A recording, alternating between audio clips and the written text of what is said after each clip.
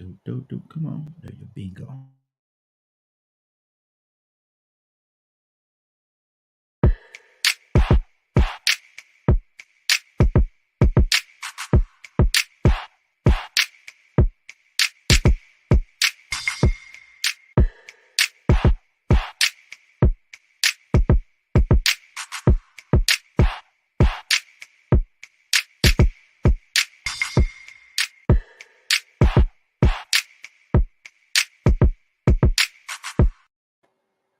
Well, good morning, everybody. Good morning, everybody. Welcome to another episode of The Morning Glow. Welcome to another episode of The Morning Glow. Got a great broadcast lineup for you this morning, as I hope that we always do. I'm not important, I'm just a question asker. That's my name, the question asker. But the one that is important, this is my brother from another mother, but we got the same father. This is Captain Leonard. Good morning, sir. How you doing this morning? Good morning, Raheem and the Morning Glow family. Man, what's going on with you? Not much, man.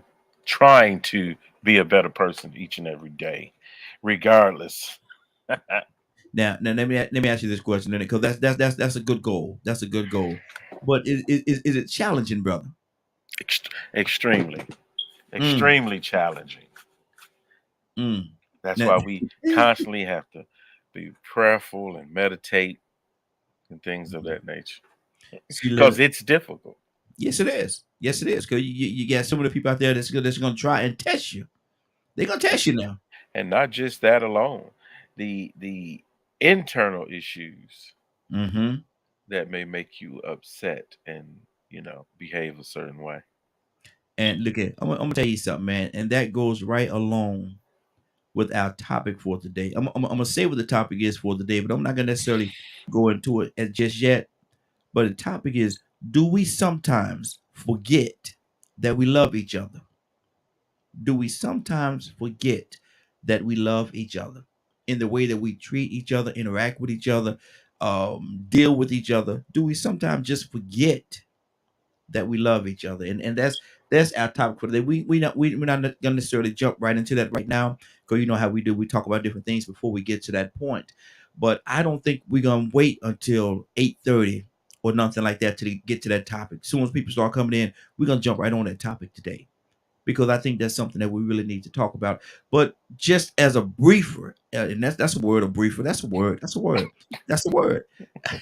As a briefer, what do you say to that, Leonard? Do you think we sometimes forget? And we're not gonna go too deep into it as of yet, but do you think we sometimes forget that we love each other?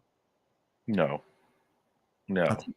Mm, no. mm, Sometimes we just are selfish. mm, You don't forget to love. You don't have to think about loving nobody. mm-hmm. You just do. See, woo, woo, boy, you got me wanting to go into this topic right now, boy, because I'm gonna tell you that's something right there, and not that necessarily forget, but don't care that we love each other, and just treat each other. Sometimes we treat each other terribly, not terrible, but terribly. That's because you don't love one another. Mm, I mean, if you're looking at actually what love is, mm-hmm. not what you wanted to be or what you heard or anything like that. Even okay, with that point being as it is, and this is another layer on what we're gonna talk about today. Do you think people really know what love is? Yes, when you feel it, you do know it. When you deal with certain people, you know who love you. That's why you are completely responsible for how you treat each and every person. Then if that be the case, why is a person that's abused so badly, why do they stay with the person that obviously by their actions don't love them? Because those people themselves may be emotionally unstable. Mm-hmm. And that's their problem. There's no, I hear people talk about it or whatever, but you know me, as straightforward as I am. Mm-hmm. Um, my mother used to say, have a saying, you need to find out what it is about that type of treatment that you love so much. Mm-hmm. Mm-hmm. That's good. I don't That's care good. nothing about how it you went through, how you going through it. No, you need to find out what is it about that abuse you love so much. Mm-hmm. Period. Mm-hmm. You sit there, you're not going to explain to me why you let somebody treat you bad. Yeah. I'm sorry. I don't care to hear it. And I'm gonna tell you something, man. My aunt had this saying, like I said, she's gone home to glory right now. My aunt Margie, she had this saying: if you like it, she'll try to help you. Yeah. But if you like you stuck on stupid riding on dumb on your way to ignorant, Yes, sir. Yes, sir. if she'll say it in a minute, okay, you know what, and when she say, you know what, I know what she's about to say, but and she'll finish it up by saying this right here: if you like it, I love it. Mm-hmm. If you like it, I love it. Mm-hmm. Go ahead on. We don't need to guess about why it's just amazing how some people will say, "Oh, I was so shocked." No, why were you so shocked? We watched the person treat you like that half the time. Mm-hmm. You knew who they were. You know Exactly. when you laying next to somebody they're gonna sit there and kill you the next day Mm-hmm. because your relationship is unstable. Mm-hmm. Everybody around you knows your relationship is unstable. Mm-hmm. You know it. So it's up to you to do something about it. What is your escape plan? Then something just came to me, and you're absolutely right in what you're saying, but something just came to me. Do we sometimes, and man, I have the moments sometimes I think, but do we sometimes, man, blame mental illness, give mental illness credit for something where a person just for whatever reason, it's not mental illness. They just stay there because they want to stay there. They know they're being treated wrong. They know they're being mistreated. They know that this person don't love them. They know that this person could be the very person, like you say, could kill them at the next waking eye. Why do they stay there? And a lot of time we say mental illness, but is that always the case? No, it's not, because that's not mental illness. Mm-hmm. That is not mental illness at all. Mm-hmm. Say for instance, you're not sitting around waiting on and trying to get cancer, are you? No. Right. Mental Mm-hmm. illness is a lot like that. It's a disease. Mm-hmm. You choosing to live in an abusive situation is not mental illness. Mm. People don't choose illness. They don't choose cancer. They don't choose those types of things. Mm-hmm. If the only way you got into a situation is because you showed up, that's your fault. Mm-hmm. Like I say, if you're getting your tail beat at 3:30, why you keep showing up at 3:25? Mm-hmm. That's your problem. Mm-hmm. You made the decision to do so. Exactly. And it's a shame that when presented with solutions to some of the issues that people have, they rejected that. Mm-hmm. Rejecting the truth is almost as terrible as just being ignorant Mm-hmm. because you know what the truth is. And to constantly go back and forth with people about it, to me is such a waste of time. Mm-hmm. Mm-hmm. And that goes right back to again, my aunt said, man, she said it. If you like it, I love it. I can't help you. I can't do anything to help you if you don't want to be helped. No, you Um. can't. Mm-hmm. It's Mm-hmm. just Go like ahead. with any type of addiction and things like that. Until you want to stop, you won't. Mm-hmm. You won't. Nobody gonna be able to convince you or anything like that. You have to want to do that. And most therapies don't work unless you want to do. Exactly. Exactly. And I'm gonna tell you something along those lines. I have family members, and y'all can look at me like you want to look at y'all. Y'all got family. All our family members got some messed up. Our family is how Bernie Mac. But my thing is this right here, man. I got some family members, or had some family members that was on drugs, man, and they would not stop. They would not stop, man. We tried everything we could do, try to all kind of stuff to get them to the point where they would stop messing with that drug, man, and they wouldn't stop until it took them out. Right. It took them out, man. And we sitting there like, what? This is killing you. Hmm. What's wrong with you? Hmm. Why? Why do you keep? And they couldn't tell us a reason why. Truth of the matter, didn't even attempt to give No. us a reason or an explanation why. They just kept doing it. I had one family member, man, was in a hospital bed, supposed to be getting treated, and try to get somebody to bring her something to the hospital. In a hospital bed, bro. I'm like, man, come on, what? Hey, If you tell, and I addiction told is her, I said, look, real. I told her, I said, look, if you take that stuff up there, I'm myself. I'm going, man. Listen, Mm. I'm going, I'm gonna do that myself. I ain't gonna, there ain't nobody, how to say the thing. I'm not gonna elicit. That's one of my big word for the day. Nobody to do it for me. I'm gonna do it myself. I'm gonna whoop. I use some word. I use a few, unradio. I ain't gonna do all that. I'm Yeah, gonna, yeah, yeah, yeah, yeah. I'm gonna have to pray for you Mm-hmm. because one, the type of it's. I guess because I grew up with that, and you know, sometimes you wouldn't expect a person to do something different if you have gotten used to their behavior.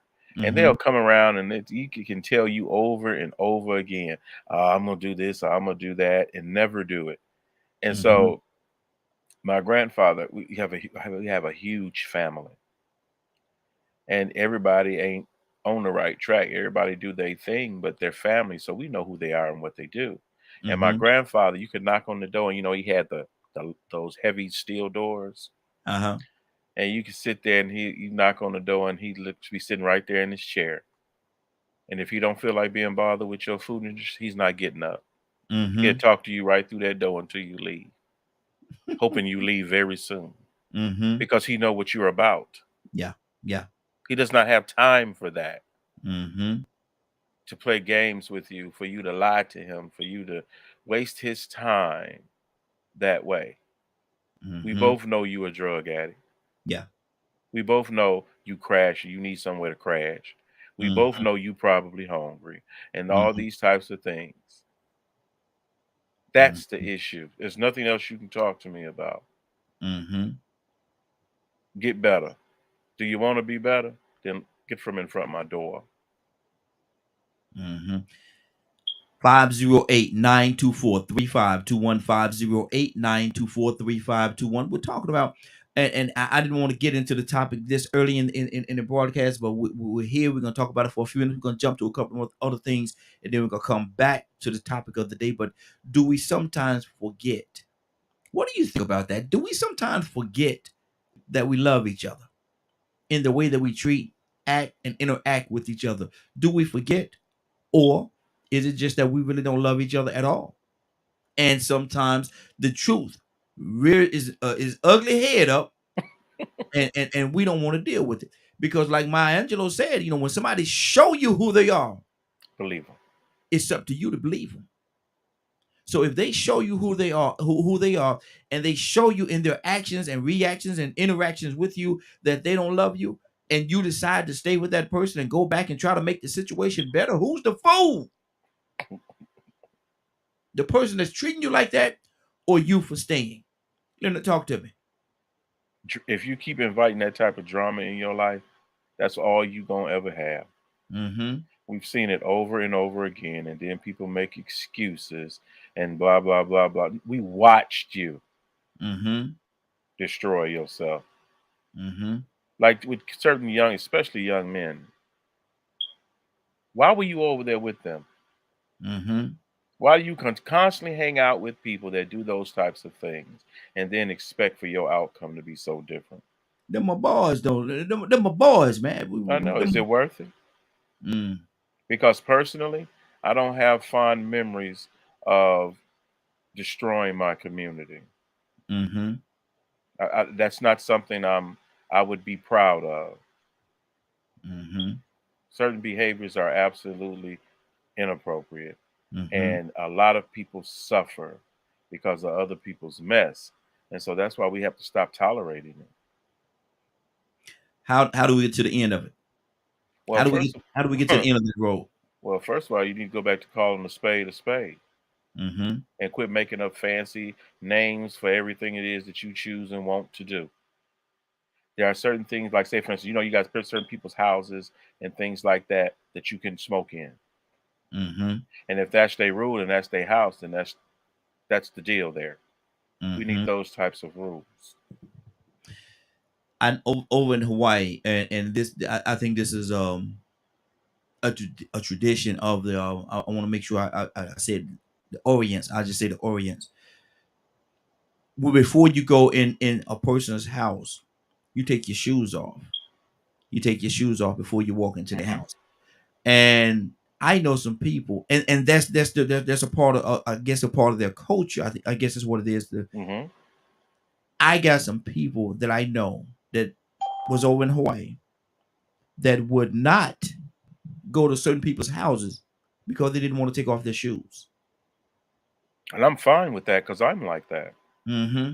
Yeah, but my thing is, if that's their culture, if that's how they live their life, and it's almost like a person treating you a certain way, you if you expect to go in these people's houses, man, and walk around their house with your shoes on, bro, you got a problem. I respect, and see that's the problem. Mm-hmm. I respect that. I Mm-hmm. respect those folks enough not to bring my mess Mm-hmm. into their house. Mm-hmm. And that was my whole point right there. You got to understand, you can't take your mess or interject your mess into another person's existence and expect for them just to accept it and be okay with it. And If, too many people allow it. yeah, yeah, yeah. They allow it. Mm-hmm. So if Mm-hmm. you're allowing the BS, then yeah, you're gonna suffer. Mm-hmm. Man, this is a good day for Philip to show up. Rico, good morning. How you doing this morning? Man, I can't complain, man. Welcome to a new day, fella. Hey, welcome to you as Morning. well. Welcome to you as well. We're talking about and Rico, I didn't want to get into the topic this early in the game, man, but we're here, so we're gonna talk about it for a few minutes. We may jump to a few more things and come back to it. But Rico, do we sometimes forget that we love each other in the way that we act, react, and interact with each other? Yeah, I mean, you see it all the time at funerals. You Mm. see the regret in the people that didn't get a chance to apologize to their sisters because they had such petty differences. Mm-hmm. And they probably let those petty differences keep them from speaking to each other for a year and a half, 2 years, or maybe every time they got together for Mother's Day or the mom's birthday, it was always some animosity and tension in the air. Mm-hmm. Everybody felt uncomfortable. They saying little slick stuff to each other. Well, I can't stand her. Mm-hmm. But then all of a sudden, that unexpected thing that life presents to you happens, and you got to bury this person. You get that phone call at 4 o'clock in the morning. Mm-hmm. Uh-oh.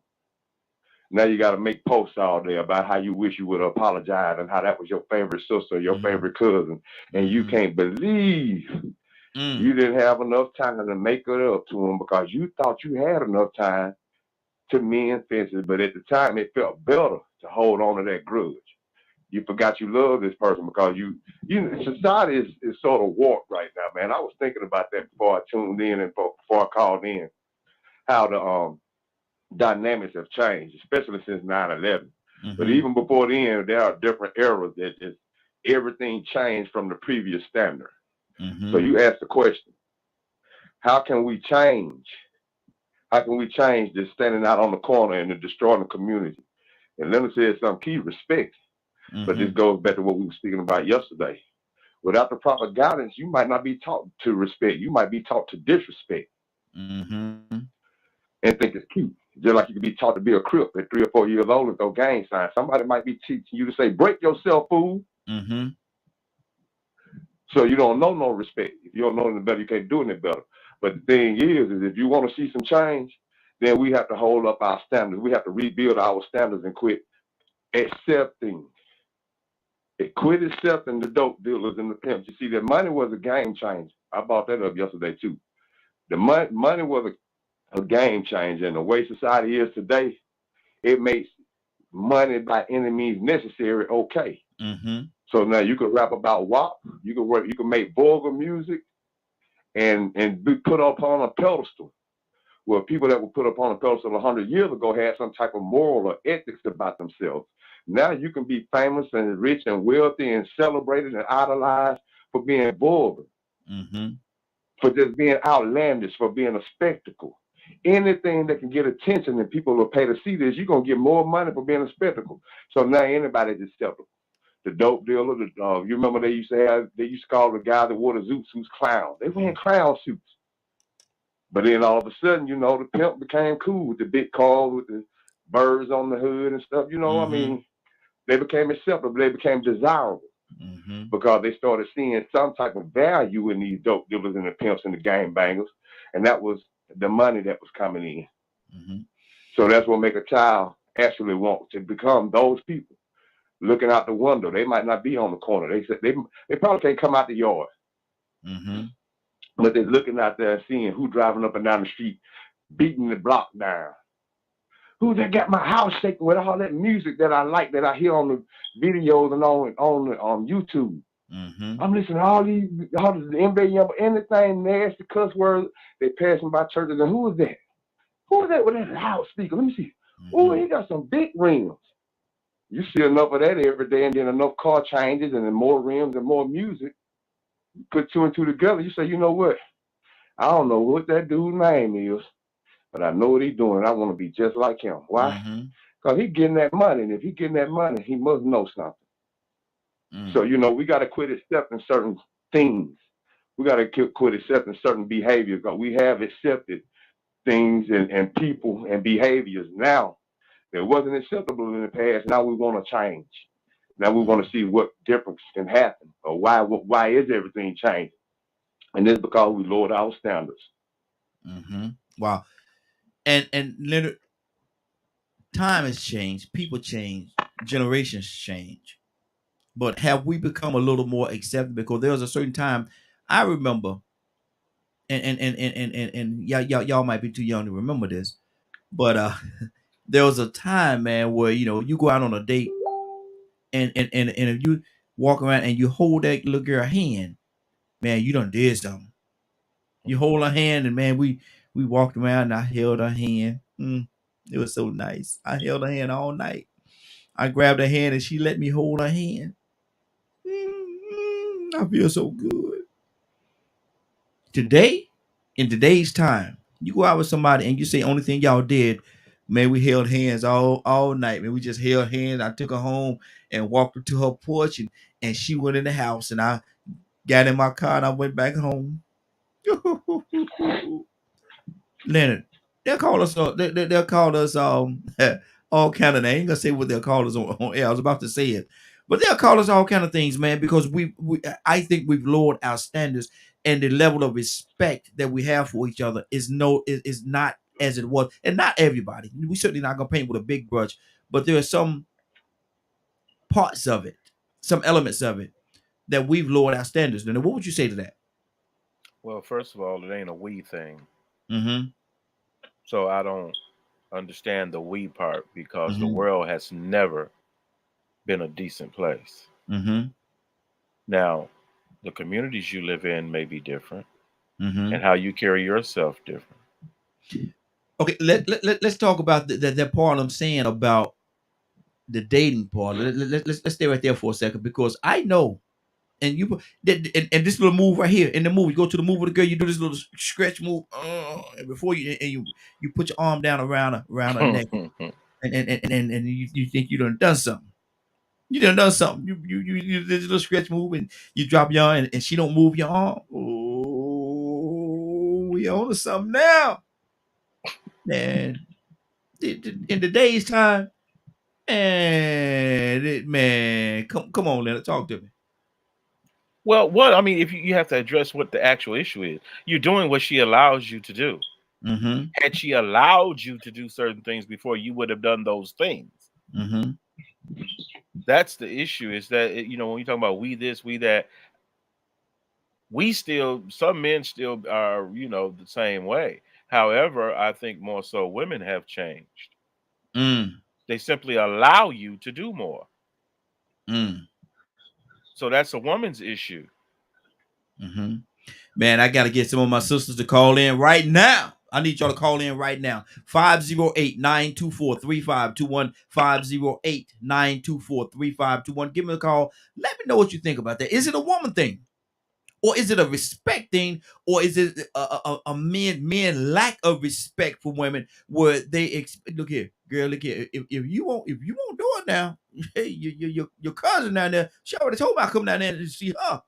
No, if you ain't gonna do it now, I'm gonna ask your cousin.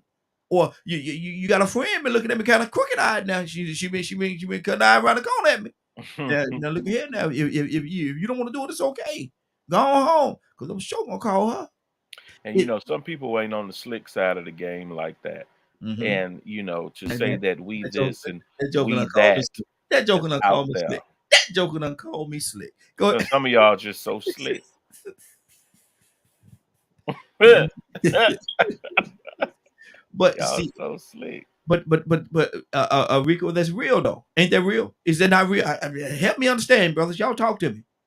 Yeah, I mean, I it's wish truly I had real, some of those. but you know, it's truly real. But let me clear something up, man. Mm-hmm. Because it's easily to cause it's so easy to cause confusion, especially if you just choose to disagree with people any chance you get. Mm-hmm. You're a human being, aren't you, Raheem? Yes, sir. Leonard is a human being, I assume, and I'm a human being. Mm-hmm. When I speak on we, I say we as in general. Mm-hmm. So those, you know, I hear that a lot. It ain't a we thing. Oh, it's a we thing, unless you better, a different, a special. When I speak on it, and when I say we, I mean mankind and society in general. And we are part of this human society.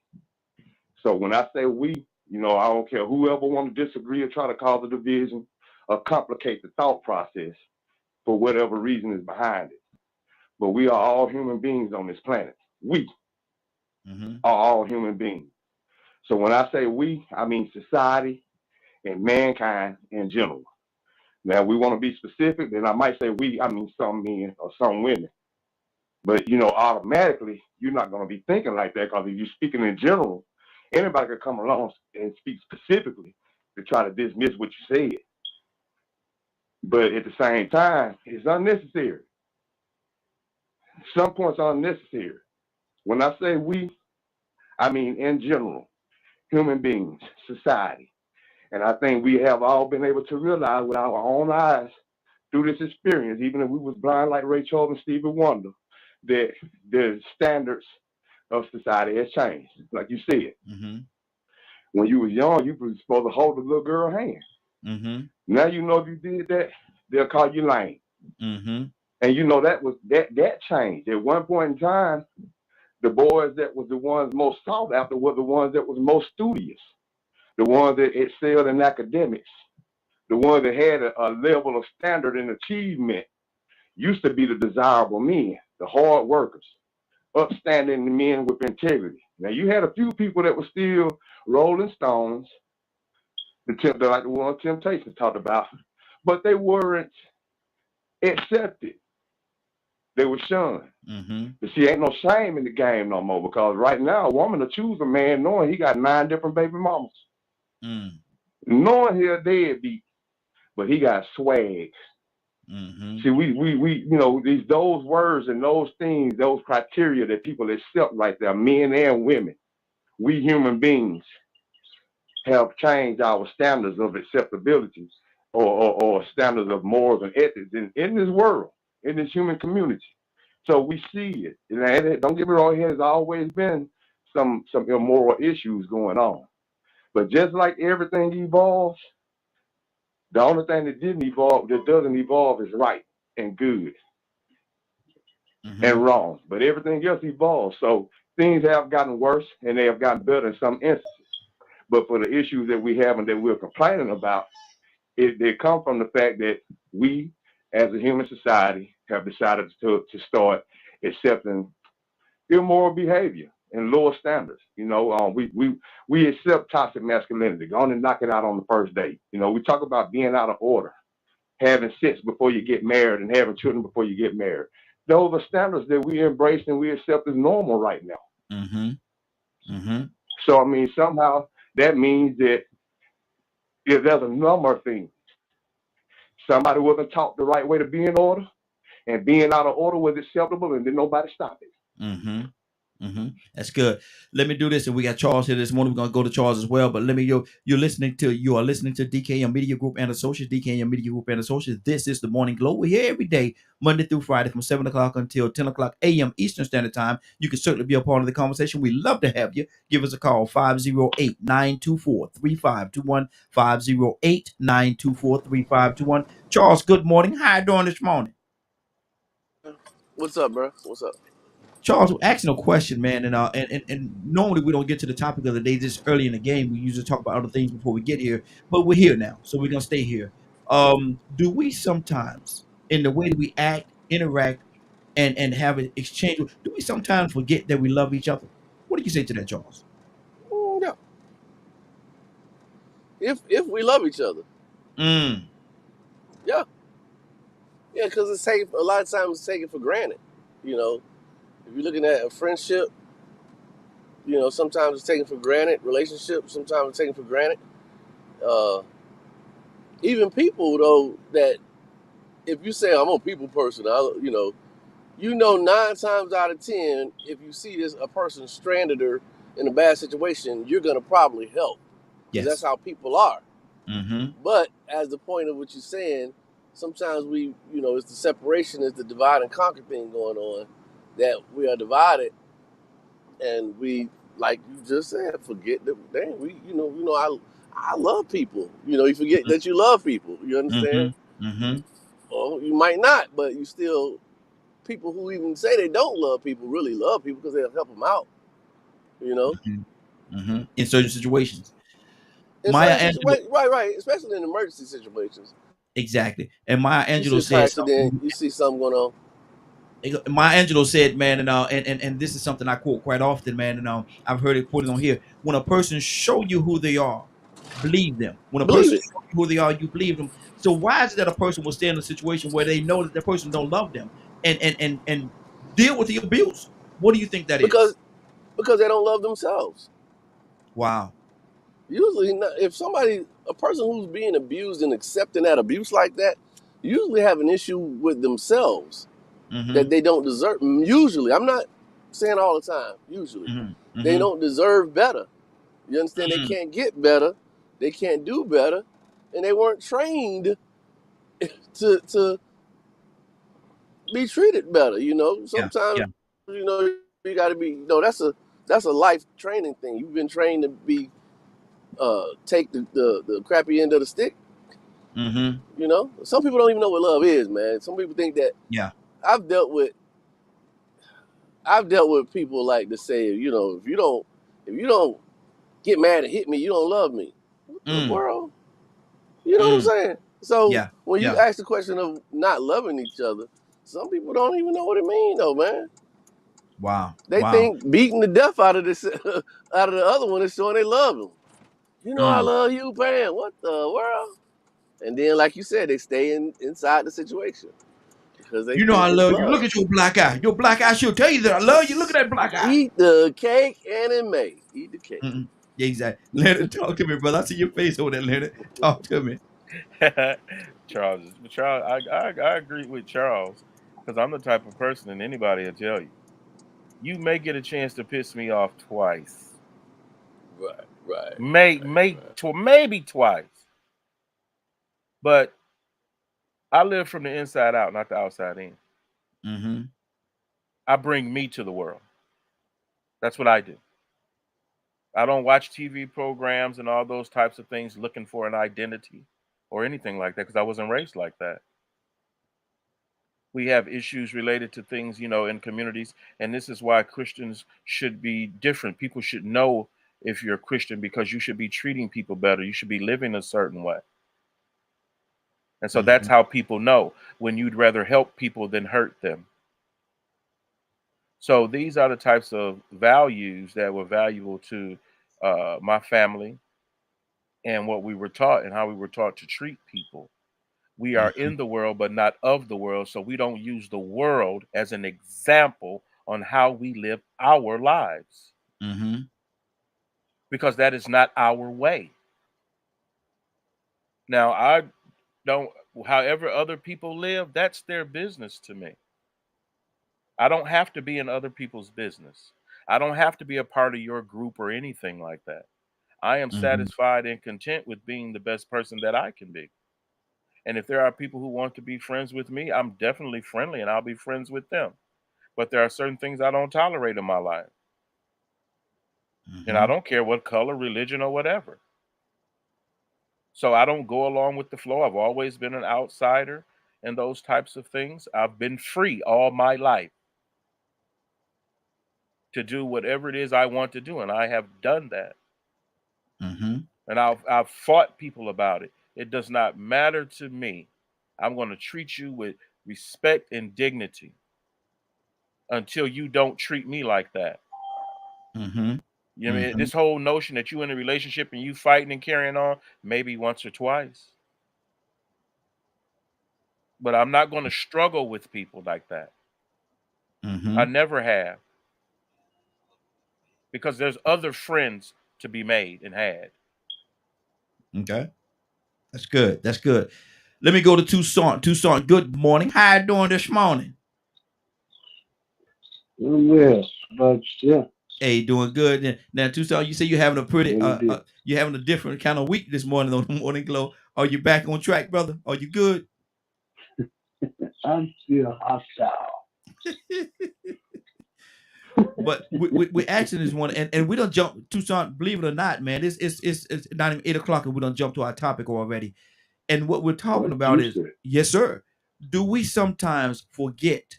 Do we sometimes forget that we love each other? Tucson, what do you say to that? Do we forget in the way that we act, interact, and just downright treat each other? Do we forget that we love each other?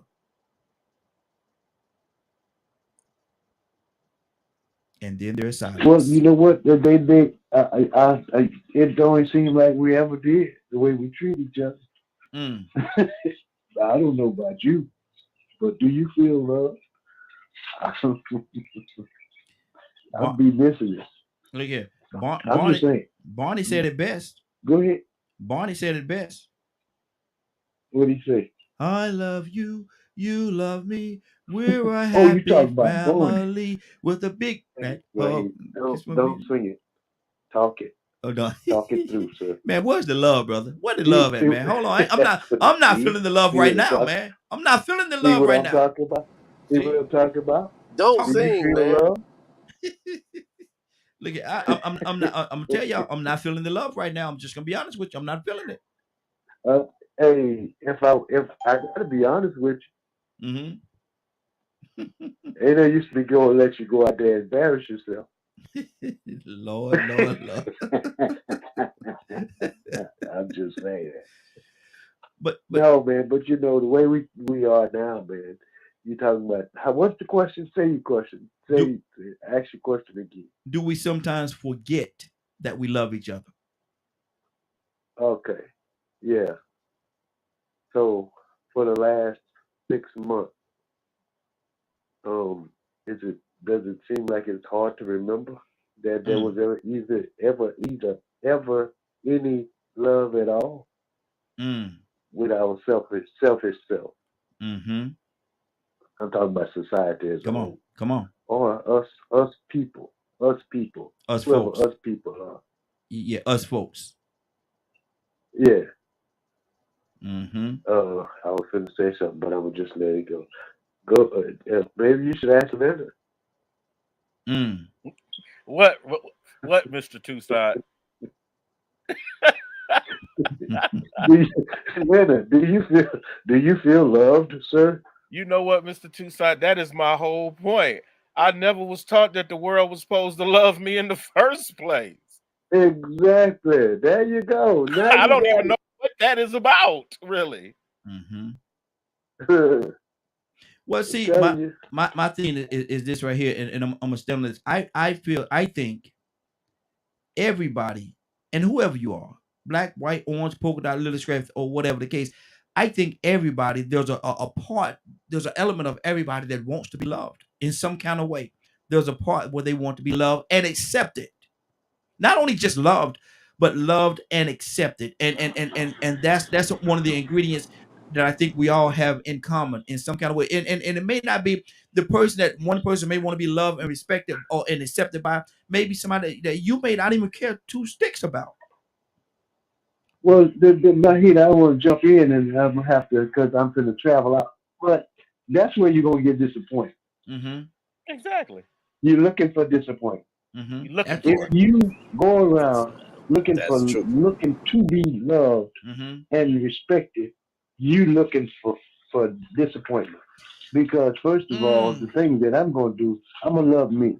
Mm-hmm. The rest of it, that's optional. The rest is optional. Yeah, but Tucson and man, I'm definitely gonna be playing the opposite side of the corner. I can tell already on this one right here today. Of course. But my thing is this right here. All that's fine and that's good, but everybody want to be loved. Everybody, and that's just an ingredient that's in us, man. And sometimes we want to be the truth of the matter. Sometimes we want to be loved by the wrong person.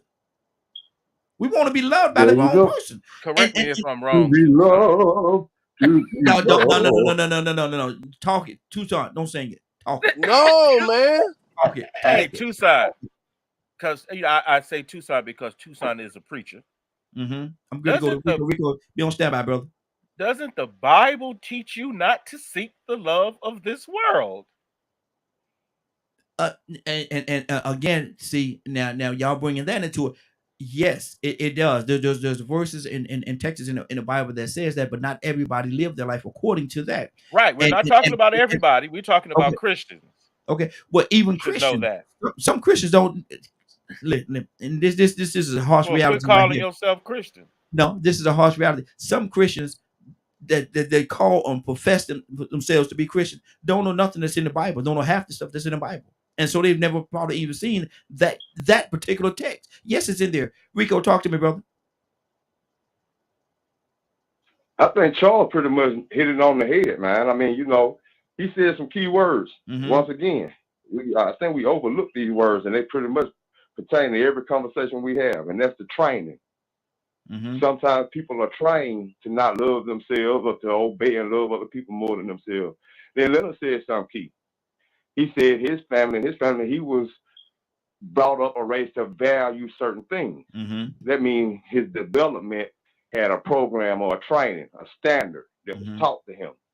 This is the way we do things. This is the way our society is in this household and this family.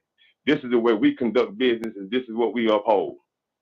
So, you got to understand that everybody that comes into Christianity or the church or whatever situation they come into it with the way they were trained to believe this is what love is.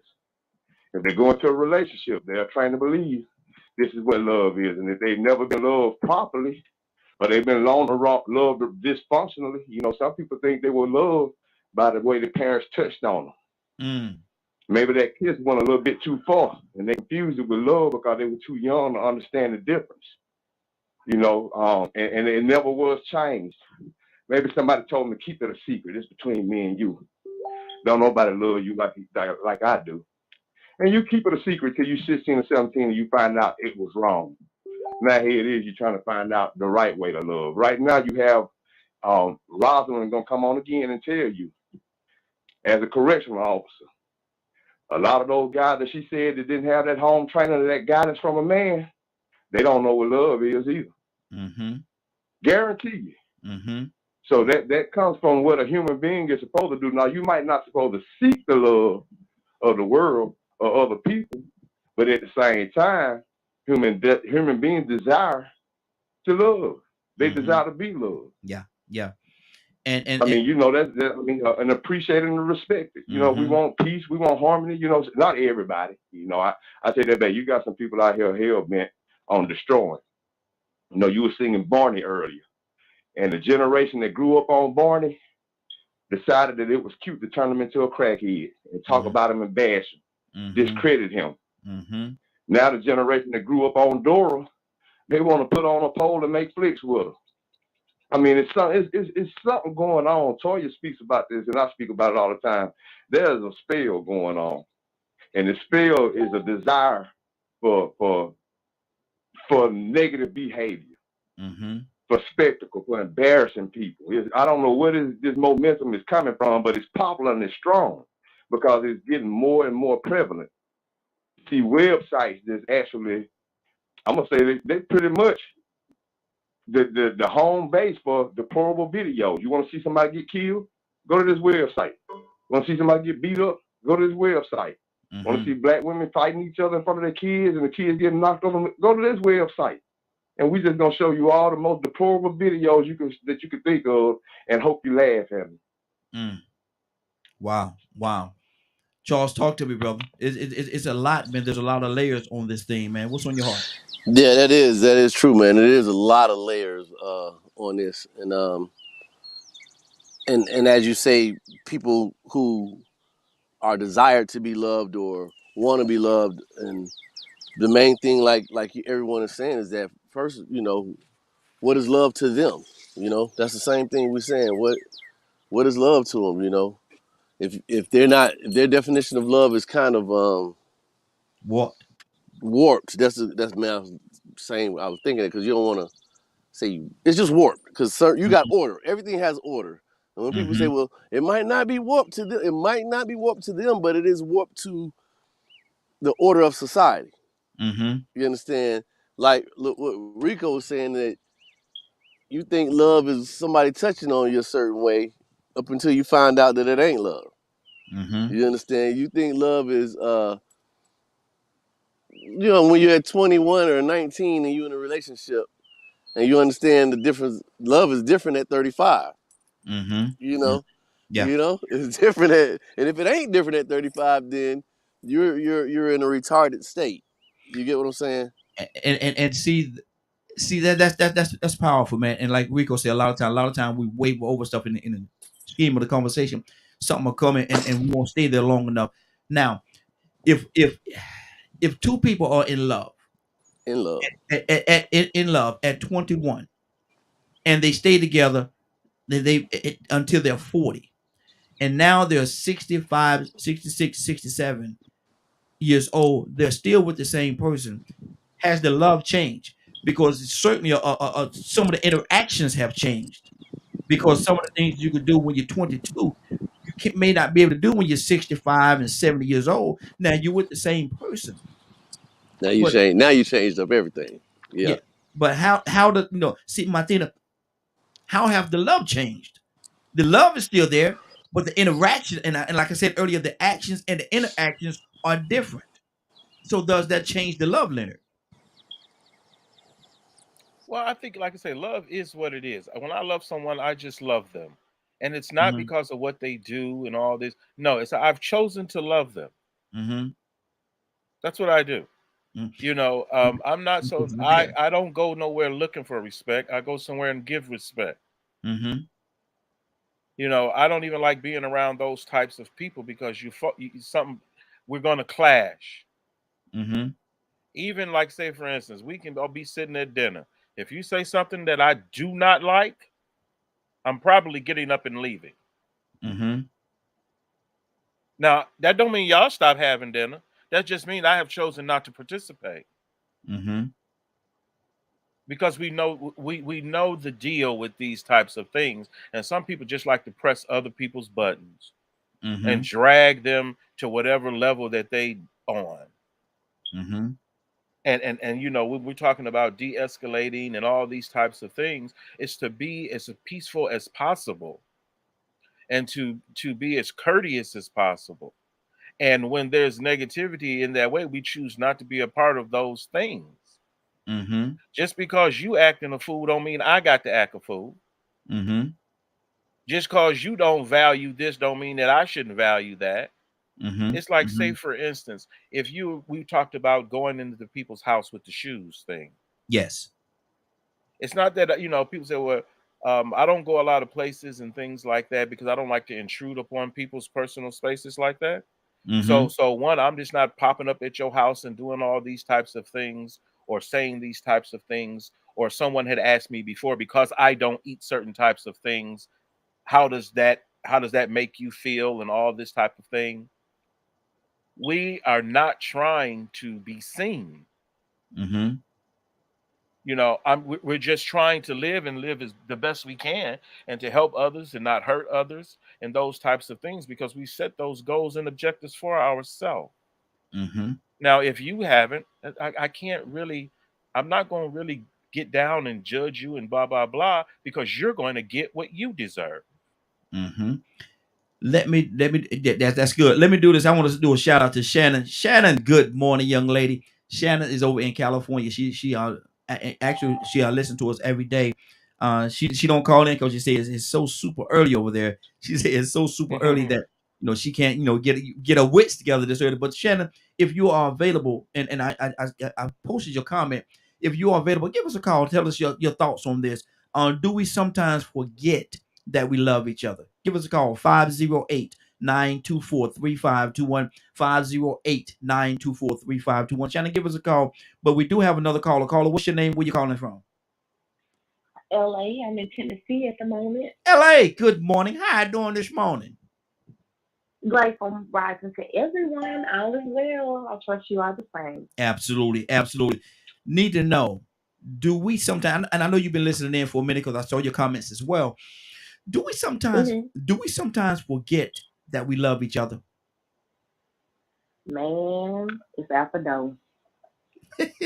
In my eyes, it's out the door. I mean, to be honest, I wasn't raised in an environment of love myself. Mm-hmm.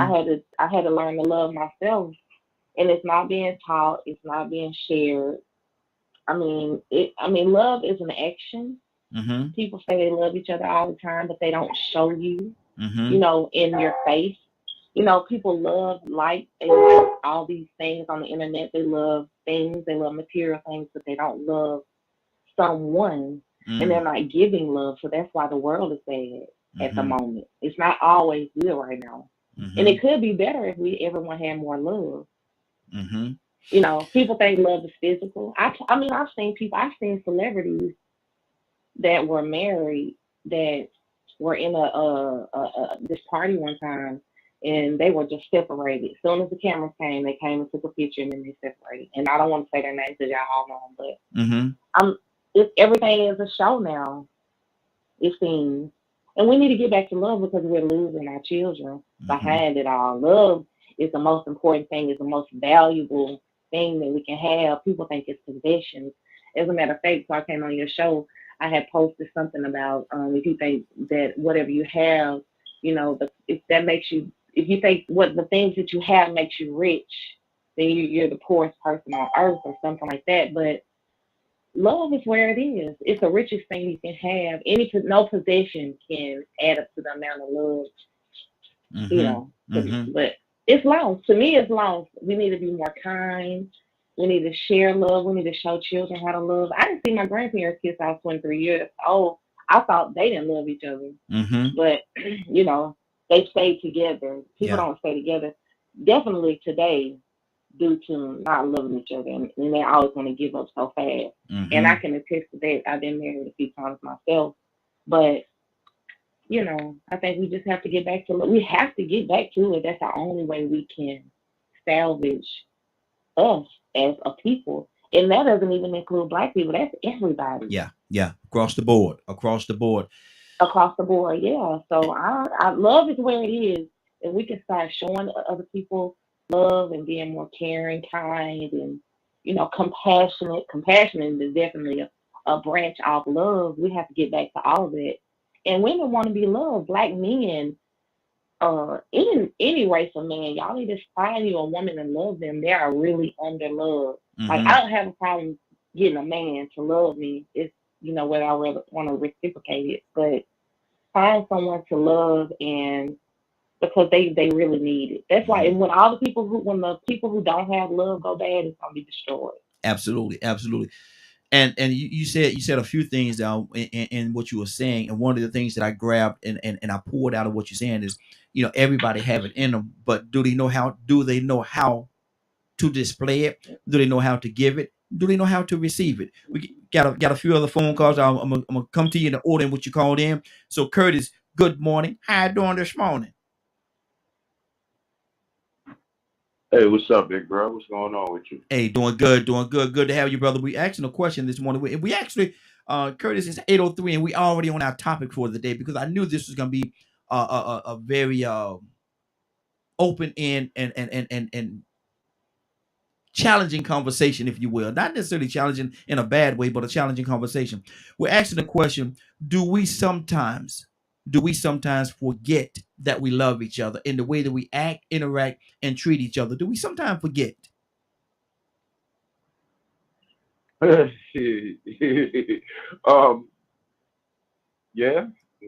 Sometimes we don't love each other.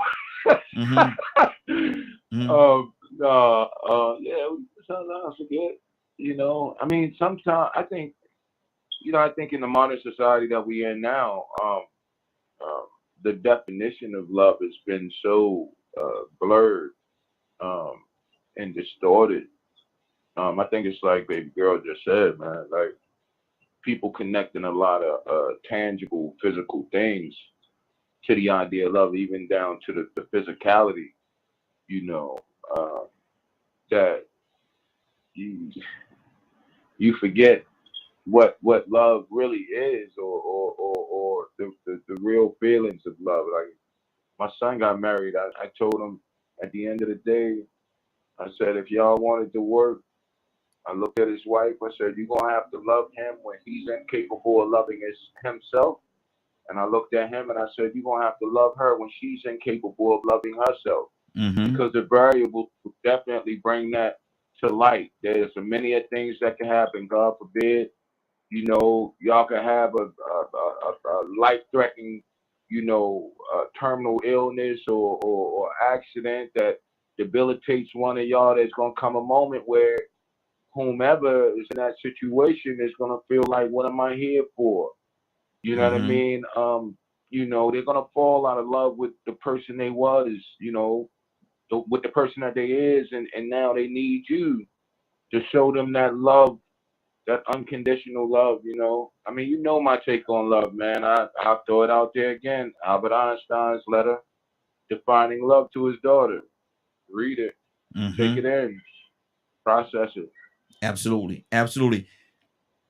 Our next caller, and I've been waiting to hear this young lady right here, her take on this whole conversation. Cassandra, good morning. How you doing this morning? Good morning. Cassandra, gotta ask you Um, the question. yeah, Gotta ask you the question, Cassandra. yes, And we on our topic yes. already. We ain't never got to our topic this early in the conversation. Never. But Cassandra, do we sometimes forget that we love each other in the way that we act, react, and interact with each other? Yeah, we do. And it's so strange. Well, not strange, but I'm I'm like I was taken aback when uh Kurt just mentioned Albert Einstein because I just posted about 10 minutes ago a story about Albert Einstein, and I've read a lot about him and his interaction with black people. And he really did a lot, to connect with black people. And it was just his humanity and he loved, black people. He loved trying to help black people. So, this that just blew my mind when he said Einstein. I was like, wait a minute, I just posted about Einstein like 10 minutes ago. Mm-hmm. But I want to just use a scripture, and we can play with it and say, well, that ain't gonna happen or whatever. But John 13 says, and a new commandment I give you, that you love one another as I love you. Love one another as I love you. Now, I just don't want to deviate from that. Now, uh, I know that that Raheem, you might say, and several people say, well, you don't love uh, number 45. Mm-hmm. Well, it's not that I don't love him. I hate everything that he does, almost Mm-hmm. everything that he does. So it's not that I don't love him. I love him as a human being because that's just who I am. But I can hate what you do.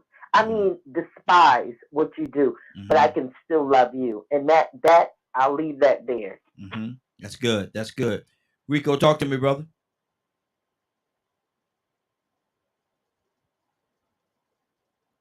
Yeah, I love what she just said, man. I mean, everybody pretty much hitting it in the head. I was thinking about what Shannon said earlier. And it's funny that she said that because I was thinking actually this morning, right before I called in, I said, you know what, man? Well, I thought about this yesterday. And this is sort of different from the subject. I'm just bringing it up because of what she said about not having her wits together. Mm-hmm. And I thought, sometimes I struggle in the morning coming on here because it'd be too early for this mess. Mm-hmm. So I get caught up and I can't think of the right words because I still have cobwebs in my head and I try to jump on here and start talking. So it was just funny that she said that. I was just bringing that up Mm-hmm. because it was so coincidental. But then something else that was a coincidence is what LA said about telling people you love them, then showing them. And I made a post about that about 3 days ago. Don't tell me you love me, show me. Mm-hmm. Because the words don't mean anything. And like I said, you hear me say this motto all the time, man. Words ain't nothing but sound that come out your mouth. Absolutely. You want to show me that you really mean something? Show me through action. And people like with the Maya Angelou poem, people will show you who they are.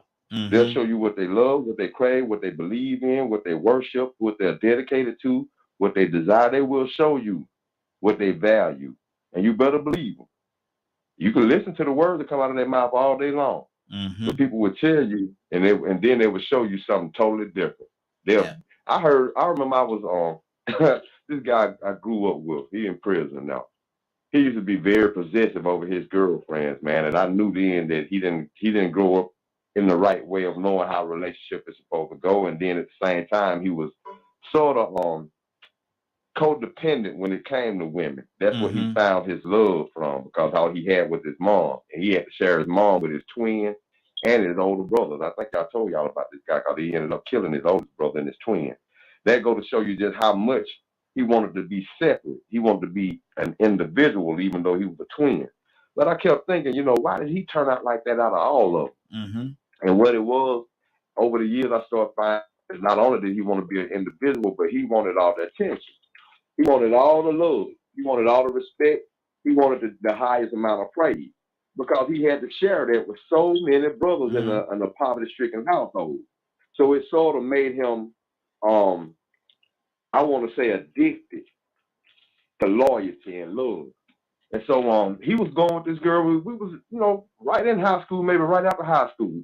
He thought she was talking to somebody else. Mm-hmm. And he was coming home, and he jumped out the woods. Good Lord. And started questioning her about what she had been, and she was scared. She told him, man, Keith, I just went right. You know what? I think you're lying to me. And I'm going to beat you. And I'm going to beat you because I love you. Good Lord. And see, I thought about what Charles said earlier. There have been plenty of relationships where I've been in a situation where a woman tried to provoke me and then said, well, you must not love me. Mm-hmm. Well, you by telling me that you cheated or that you want to be with somebody else, saying some of the most outrageous things to see how you gonna react and you gonna get mad. Mm-hmm. So that's dysfunctional love. Yeah. Something went wrong. Mm-hmm. And that's the reason why I am celibate now. I don't want to really make it all about me, but the reason why I'm celibate is because I have always had a tendency to jump into sexual relationships first, thinking love could be possible. And then all of a sudden finding out after I done hit it a couple of times and I talked to her for a few weeks, man, you know what? It's a lot of stuff I don't like about this woman. Mm-hmm. Mm-hmm. I thought I could fall in love with her, but really and truly, I was looking at all the physical and superficial things that I really would have loved to get involved with her about. Mm-hmm. Mm-hmm. LA, I want to come to you for a second. You with us? Yeah, I'm here. Okay. Rico said something in what he was saying just now, and I know Rico, that's my brother, and I know he didn't mean it in this way, but sometimes a person words could mean different things from different people. If a person say show me you don't tell me you love me, show me you love me. In some instances, if their heart is right, they'll talk about in your actions, in your interactions, and how you treat me and how you do these different things. But in some situations, it could mean, we have to do the physical activity that people associate with love. And so the verbiage could mean so much and could be so different based on who's saying it. Because like I say, if the wrong person is saying, don't tell me you love me, show me you love me, they asking you for something. They're asking you for something. Yeah, well. Yeah, go ahead. Mm-hmm. Because the wordplay is different. Yeah. Mm-hmm, go ahead. No, go ahead. No, it's just Rico, he hit it on the nail. Like I've, been in those type of relationships the same way. And, back in my days, if you didn't have money, I wasn't gonna love you. I wasn't gonna kick it with you at all. Mm-hmm. So moving forward in my life, I guess, I guess that's how we act. When we love hard, I guess is what they call it. Mm-hmm. So, mm-hmm. I don't know. Some women love that. I used to love like that. You know, I had a stalker before, so and then I loved it. And then Hmm. when he was gone, I was like, "Gosh, I miss him calling me." One time he called me 301 times in a night, Good but Lord. that wasn't love, like he said. That was just toxic Stalking. craziness. That sounds like stalking. But yeah, I mean, I love the stalker. Now I don't want to deal with it, but now, you know, back in the day, that was probably Wow. Wow. that's some different love right there. But you know, that's sometimes I don't know. Maybe I was shown that too, because we had a lot of arguments, Hmm. you know, fighting and arguing when I was growing up in our household with my family. Hmm. So we thought that was love too, though. Maybe we thought that was love, and I had to grow out of that until now I realize, you know, love is totally different. It doesn't even involve the physical. Like to be honest, I really can love someone in Hmm. another state probably better than I can love meeting you right off the rip in my Yeah. own city because you need to get to know the person, like you Hmm. said, before you get physical. Yeah, Because that's good. otherwise, you just in lust and it's not really love. Hmm. And ooh, that's kind of deep. But I wasn't going there like with a woman and man. I really want to sound overall because I really feel like that's where we like it. So I don't even go that deep with, you know, in a relationship love because we have to do a whole other subject on that because I can get really crazy with that part. But Hmm. you know, overall, we just I don't know. I'm seeing it with my own eyes. I don't see like young people. I don't see them going on dates a lot of these young boys they don't have girlfriends and stuff. Like back in the day we would find one guy and date him. Now I don't see that anymore. I don't see people on dates. I just see boys with boys. Not saying that they're gay, but Hmm. they just don't know that that's what you should be doing and that will keep you, you know, more happier than you being with your friends, getting into trouble or whatever you got going on. I Exactly. just don't see it anymore. It's like Hmm. kind of It's a I lot. know. Where is the love? Where is love now? I don't Hmm. know. I had to tell me. It's a lot. It's a lot. And like I said earlier, there's a lot of layers on this thing. Charles, I don't know if you're back with us, man, but I'm gonna come to you next. But we got a phone call. We got another caller from the 408. No. I'm sorry. What's the number? 478 area code. 478 area code. What's your name? Where you calling from? Good morning, everyone. This is Letitia. I'm calling from Georgia. Hey, In Macon.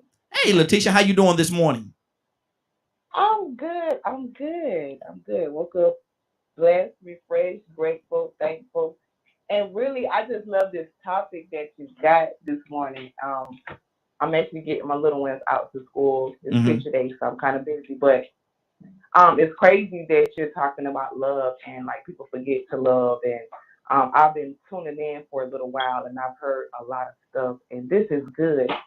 And Appreciate my you. thing Mm-hmm. is, like I talk about this all the time. Like I've been doing this my whole life. I'm 37, and this is one thing that I talk about is love because God was love, Mm-hmm. right? Yes. No matter what we did, no matter what we go through, He loved through the Bible. Mm-hmm. Um, and if you have your own individual life, you can think about times when we wasn't right. So I always tell people like we should demonstrate this. Now, of course, in life there is all kind of different reasons how people have been raised. I've heard Rico, shit like on some stuff. Because I think about myself, growing up, I had to I had to fight about the fact that I want to know what it's like to really love. Mm-hmm. I mean, of course, you said something about everybody wants to be loved, but I have a dear spot about what does it mean to really love. Mm-hmm. Of course, I wasn't raised that way. And things like that. So I don't know. This is just a good topic. I just wanted to jump in and let you know I loved it. And yeah, I'm here. I'm on the line. I'm gonna listen. Mm-hmm. Good deal. Good deal. And glad to have you. Definitely glad to have you. We're gonna come back to you. Now you ain't gonna just sit here. We're gonna include you in this conversation. And so know that I'm coming back to you from time to time. I'll be coming back to you as well. Charles, are you back with us, brother? Charles, are you there? Leonard, talk to me, Yes, bro. sir. Talk to me. I love to listen when it comes to this type of issue for the very simple fact to see how other people doing it Mm-hmm. and what they go. I haven't had a lot of relationships. You know, my Mhm. relationships are usually straightforward. I don't like to be misunderstood. So that's Mhm. why I'm so direct. And so I don't have these situations where I've been trying to deceive people or anything like that, or been in numerous relationships because I just haven't. Say, for instance, if I meet a young lady back in the day, meet a young lady I like, I make it very clear to her. I just like to have a good time. And when the Mhm. good times run out, I'm through. Mm. Period. I'm not trying to be a problem for somebody. If you just want to see somebody on Thursday nights, guess what? I'll show up every Thursday night on time. Mm. You know what I'm saying? I mean, I meet whatever demand, whatever desire is there. So I'm not out looking to manipulate, or never have been. It's just all Mhm. about, hey, let's have a great time. Mhm. Let's have a good time. My man, And I my can't man. deal with a whole bunch of mess and all that. I don't want to be fighting and arguing, and I never enjoyed anything like that. Mhm. So Mhm. one, I'm like, okay, hey man, let's you know, even when it ain't, even with my wife, that was the parameters that we met in. Mhm. Hey, you can come here anytime you want to have a good time. Mhm. Period. I don't want to hear about nothing else you doing or what's going on that way that's negative. When you Mhm. come to my place, we have a good time. Mhm. That's what my place is for, Yeah. to That's have that nice. good time. This ain't got to Mhm. be about nobody else but me and you. Mhm. This is our business. So, you know, it's not about possessing people and proving a point. And, you know, I just have a problem with people. I'm just out here just thinking somebody's supposed to love you and looking for respect. Give respect, give love, be that nice person. You know, I can throw a lot of women off because they'll say, something wrong with this dude. Mhm. He don't want he not pressuring me about nothing or whatever. Because I don't want all that from you. I'll let you know what I wanted from you. Mhm. We have an understanding. We don't sit around and talk about loving one another, and we don't. Mhm. We may love what we doing to one another, but we're not gonna blow it out of proportion. And see, and that's the part right there. A lot of times, and I was going to go there later in the conversation, but you brought it up, so I'm gonna stay there for a second or two. A lot of times, people misinterpret misinterpret a physical act that you do with each other in a way that person make you feel in and doing that physical act with love. They think that's love. Oh, they make me feel this way. Mm-mm, It have to be love. That's oh, they love me. mm-mm. No, no, no. You don't even love No, them. You love no. the way they make you feel Most doing that. women don't understand that still to this day. Yeah, yeah. Convenience. Mm-hmm. Yeah. Convenience is why a lot of y'all in certain relationships. Mm-hmm. And that's it in a nutshell right there, because you know they said, well, ain't nobody ever made me feel that way. Okay, okay, but what does that have to do with love? And she be saying that 2 weeks later if she meets somebody else. Mm-hmm. Wow. See, Leonard, you ain't look, ain't gonna do them like that. Cassandra, what's on your heart? Yeah, I really feel like now in a lot of relationships, people don't value Mm-hmm. each other, you know, and especially women. We have a serious problem Mm, with valuing ourselves, and we'll let a man devalue us and mm, stay there, saying, "Oh, I, I love him, and he's going to come around." I don't believe that, mm. because I've seen too much, and you guys know what I do, so Yeah. I don't have to get into it. I've seen a lot, and most times, 90 something percent of the time, for women, they stay because he loves me. Mm, He loves in their head. I don't care what he's doing to them. He loves me, and mm-hmm. that mentality has caused a lot of death in what I do. Mm-hmm. I've seen it too much. Wow. Wow. And that's crazy, because a lot of time people, they just misinterpret. They don't understand what love is. And I think somebody said earlier, I think it might have been Rico that said it earlier about a young lady that say, if you don't beat me, if you're not blacking my eyes and doing it, then you don't love me. Man, that's not love. Love ain't supposed to. Rico, talk to me, brother. But see, now it goes another way too. Like Mm, in the way Cassandra is saying, many times the woman, or maybe even the man, they're feeling so much sympathy for the abuser that they're putting them first. mm-hmm. Well, he didn't mean it. He had a rough upbringing. Oh, well, she didn't know any better. She was molested when she was young. She's a work in progress.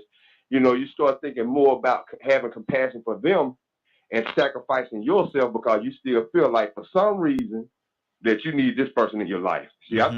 think many people refuse love with just want to be romantic. Yeah. Yeah. Some people just love the idea of being romantic all the Mm-hmm. time. Mm-hmm. They have this fantasy in their mind that the minute they get married, everything is going to be like a fairy tale, and they're going to ride off into the sunset. Mm-hmm. And that is a good feeling to have. You know, I heard women and men say, you know what, man, I want to be in love. Huh? How can you just up and want to?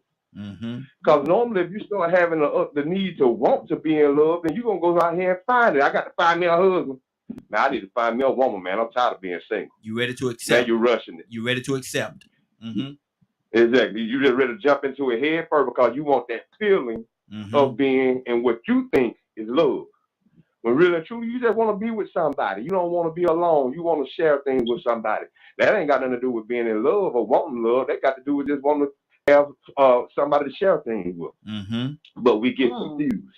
Yeah. All of those different emotions build up in us to the point where we think we lack in love in different ways. It's something like that with some friendships. Mm-hmm. We Mm-hmm. feel like we just can't do without certain people when really and truly we just want something to do. Yeah. And those people give us something to do. We don't want to be alone. Mm-hmm. So I think, you know, like I said in my walk, man, I mean, it's been hard, man. It's been hard being celibate because I ain't got to be, Mm-hmm. you know. Mm-hmm. But I done made so many mistakes in my past fooling myself because I don't know if that was LA or who that was said that they wasn't shown love properly. I Mm-hmm. wasn't shown love properly. I've been on my own since I was 11 years old. Mm-hmm. So I wasn't nurtured correctly. I thought I knew the way to do things, but I didn't. And so I made a lot of mistakes. I went into relationships for the wrong reasons. Maybe I did things wrong, trying to prove my love and my work, and made a fool out of myself. There's so many different things I went wrong with. As I got older, I realized that I was forcing myself to make this a situation when it really wasn't love. It was other things that played a part of it. Maybe I just felt like this was time for me to settle down. You know, I might have well just gone to settle down and start being a grown man. Mm-hmm. And then you just pick somebody, but you don't go through the proper process because Yep. you wasn't taught the right way, wasn't trained the Mm-hmm. right way of how to love. So it's like what Charles said earlier. You know, society is warped. The way we view love is warped. And everybody looks at love individually a different way. So you have to be very careful and patient. So Mm-hmm. my celibacy, man, man, it's been rough. Like I said, it's been on to make the decision to say, hold up, Rico. Mm-hmm. You know you have been there before. Yeah. Yeah. Don't jump too fast because in about 2 weeks' time, you're gonna hear something that's gonna make your stomach just be like, ugh. Mm-hmm. And in the past, you ignored that because you like all the other activity that came along with it. And now I have to find out I got to love people for the right reasons instead of loving the things that we did and trying to make love out of that. Wow. Wow. That's good. I want to challenge everybody to do something for me, if you don't mind doing so. Take about 2 minutes. Take about 2 minutes to do it, if even that long, and share this broadcast on your social media. Share this broadcast with your friends and family members and stuff like that, so they can listen. Because I think something is being said right now that's actually being said that's going to help a lot of people. So if you don't mind doing so, take an opportunity. Take 2 minutes and share this broadcast on your social media. Send it to people. Let them listen as well. Get an opportunity. Do that for me. Let me keep this thing going. I want to go right now to LA. LA, what's on your heart?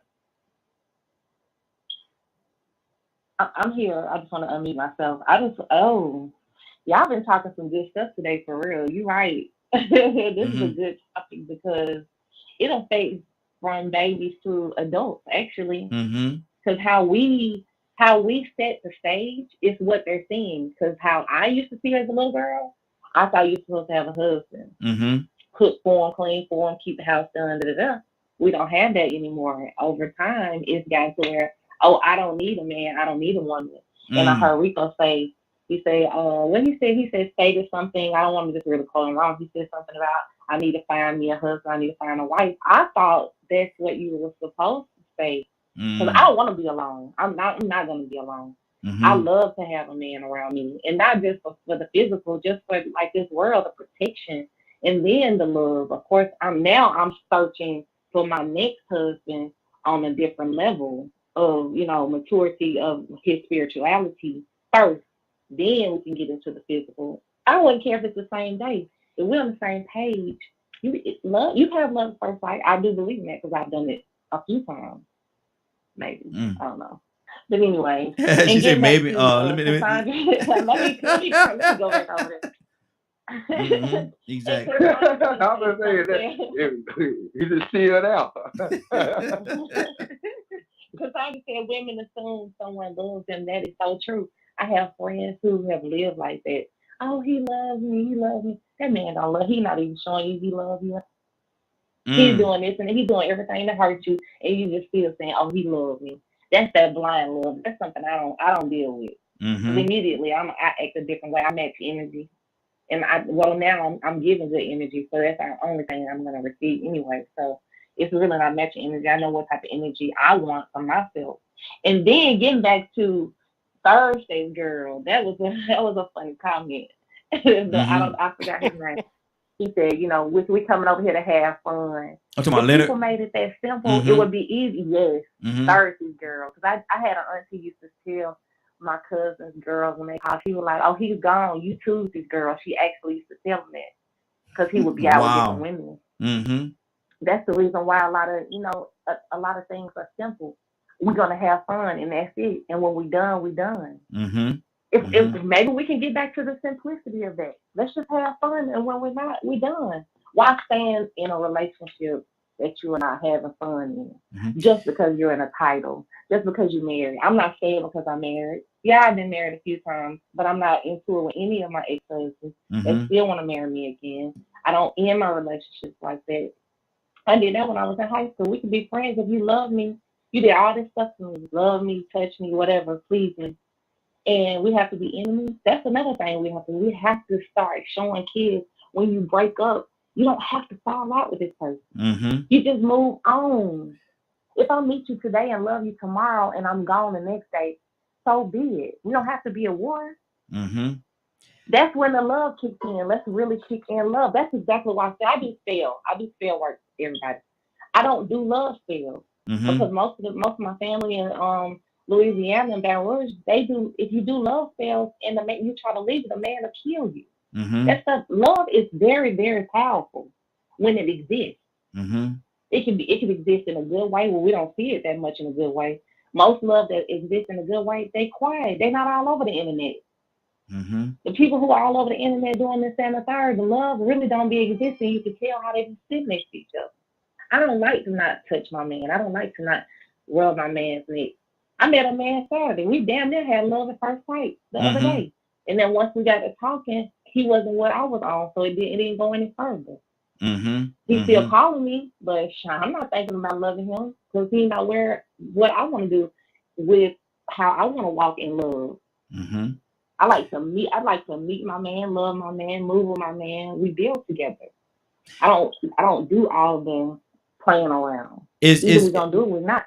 okay, Ellie, let me ask you this question because a lot of times people and people could Mhm, take certain things from a conversation and run with it. mhm, mhm, Do you think people in this day and time, like back mhm, and everybody say our grandparents stayed together all this time, sometimes by choice, sometimes by force, but they stayed together. mhm.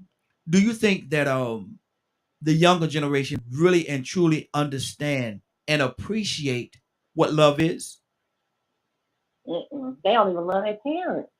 They're Mm. not even respecting their parents with love. Yo, when you're disrespectful, that's not love. When you're Mm-hmm. not listening to what your parents ask you to do, that's disrespectful. Mm-hmm. That's not love. I Mm-hmm. equate it all into love. Actions, actions, actions, actions, actions. Mm-hmm. You can be loyal to me, but you might not love me. Yeah. Yeah. That's good. But I don't know. The kids are not seeing anything right now. All they seeing is stuff that's being posted on social media. They think these things, like the first gentleman keeps talking about, and him being celibate. I can't believe a man saying he's being celibate either, because I'm not even celibate. But you know, Wow. peace to your love life. I Good think deal. everyone should find love. I think everyone should be looking for a mate. And She's I saying, don't. I'm not even in disagreement with a man having two women at this point, because it's not enough men around right now. she Everybody talking needs about, love. Women haven't been on dates into. I'm a matchmaker. I meet a lot of men. I go to the Walmart looking at men. I meet a man. I might not want this particular guy. I'm trying to introduce him to someone else, because the world needs love. If the world had love, the world would be a better place. what the world needs now. Oh, that's a song. But anyway, All right. Curtis, talk to me, brother.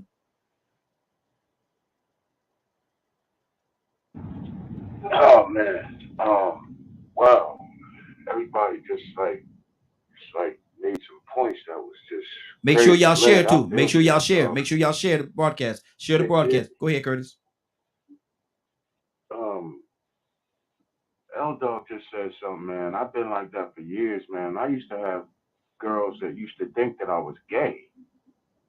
Because, like, you could come to my house, you could have a good time, this, that, and the third. Back then, I was indulging in a little bit of everything, you know what I mean? So, you know, they would wake up in my bed under the covers and I'm laying on the couch. You know what I'm saying? And it's like, yo, like, what, you know what I mean? And I'm like, yo, nah, I don't need you here for that. You know what I'm saying? If you came over here, you came over here to have a good time. That's what we gonna do. You know what I mean? Like, all that trying to sneak in, nah, that's not my scope of practice, man. I don't get down like that. But I got a question, man, because I've been searching deep within myself and I found out some things about just my history itself. My question is, do you find love or does love find you? And here's why I asked that question. Honestly speaking, just for me, every time that I have went looking for love, it ain't work. It ain't work. You know what I mean? Bingo, Curtis. Bingo.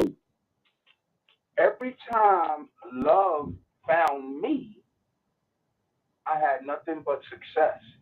Even if we didn't stay together, those same women that love found me, we are the best of friends now.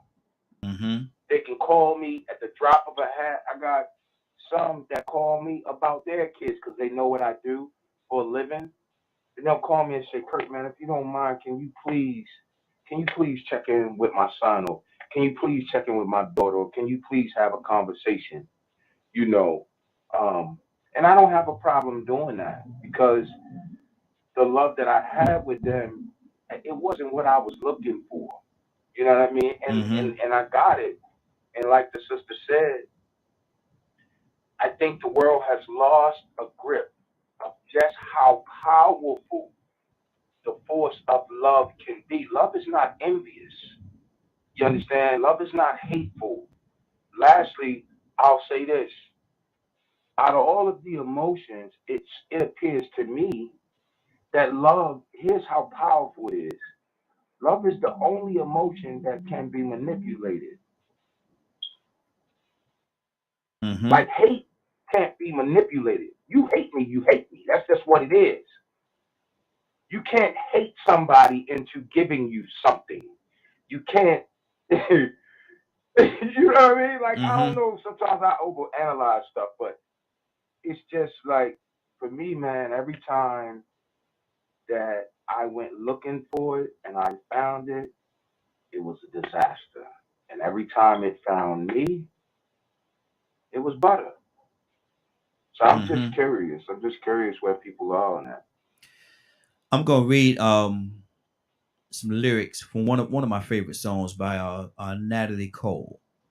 And the song is Our Love. And I'm gonna go to some people, let y'all comment on this. And I want, because I want you actually to answer Curtis's question as well.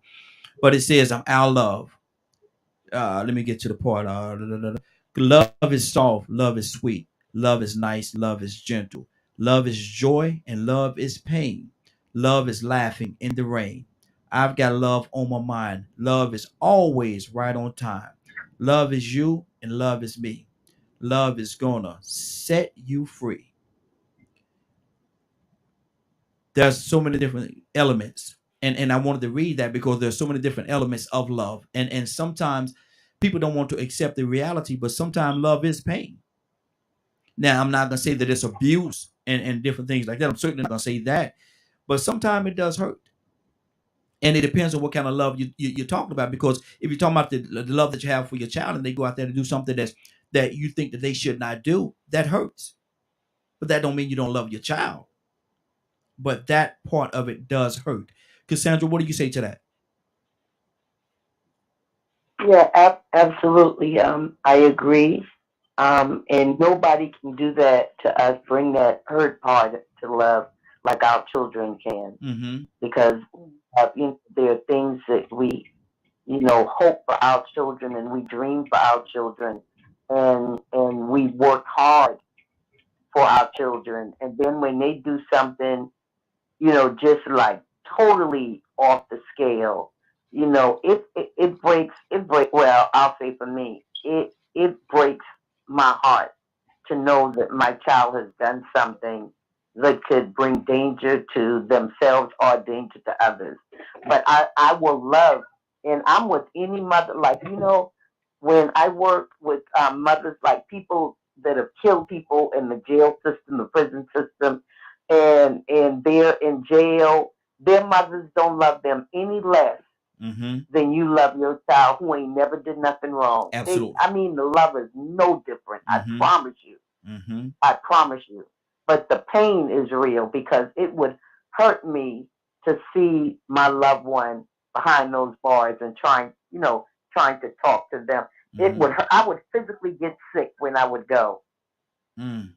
Yeah. Wow. So it really is something. And my last thing is in reaction, LA, I think it was LA that was talking about uh loving, being with somebody. I have been celibate for, this is my 22nd year, and I don't feel any less, you know what I'm saying? It was Mm-hmm. a choice that I made because of my stand as a woman of God. And I want women to learn to love themselves enough that they keep themselves until they find somebody worthy of Mm. them. And that's in love. You know what I'm saying? That's Mm-hmm. in godly love. Yes. You know? So yeah, we can satisfy our flesh, but I want women to want more than that for Mm-hmm. themselves. Mm-hmm. And that's powerful because I mean love, this thing called love, man. I don't know if it's really supposed to be as complicated as it is, but it is very complicated. But at the same time, could be so simple. Just treat other people in the way that you want to be treated, and watch how it comes back. Curtis asked the question. He say, do we find love, or do love finds us? I think, and this is just me talking. I could be totally wrong. I could be wrong as two left shoes on the right foot. But I think if you just wait for love to find you, if you just wait for it, don't go out there searching for somebody to love and all this looking. Don't go out there looking. But if you allow it to find you, I think that's a pure love. I think that's love at its purest form because it's natural. That's just me thinking. That's just me talking. Tisha, what do you say?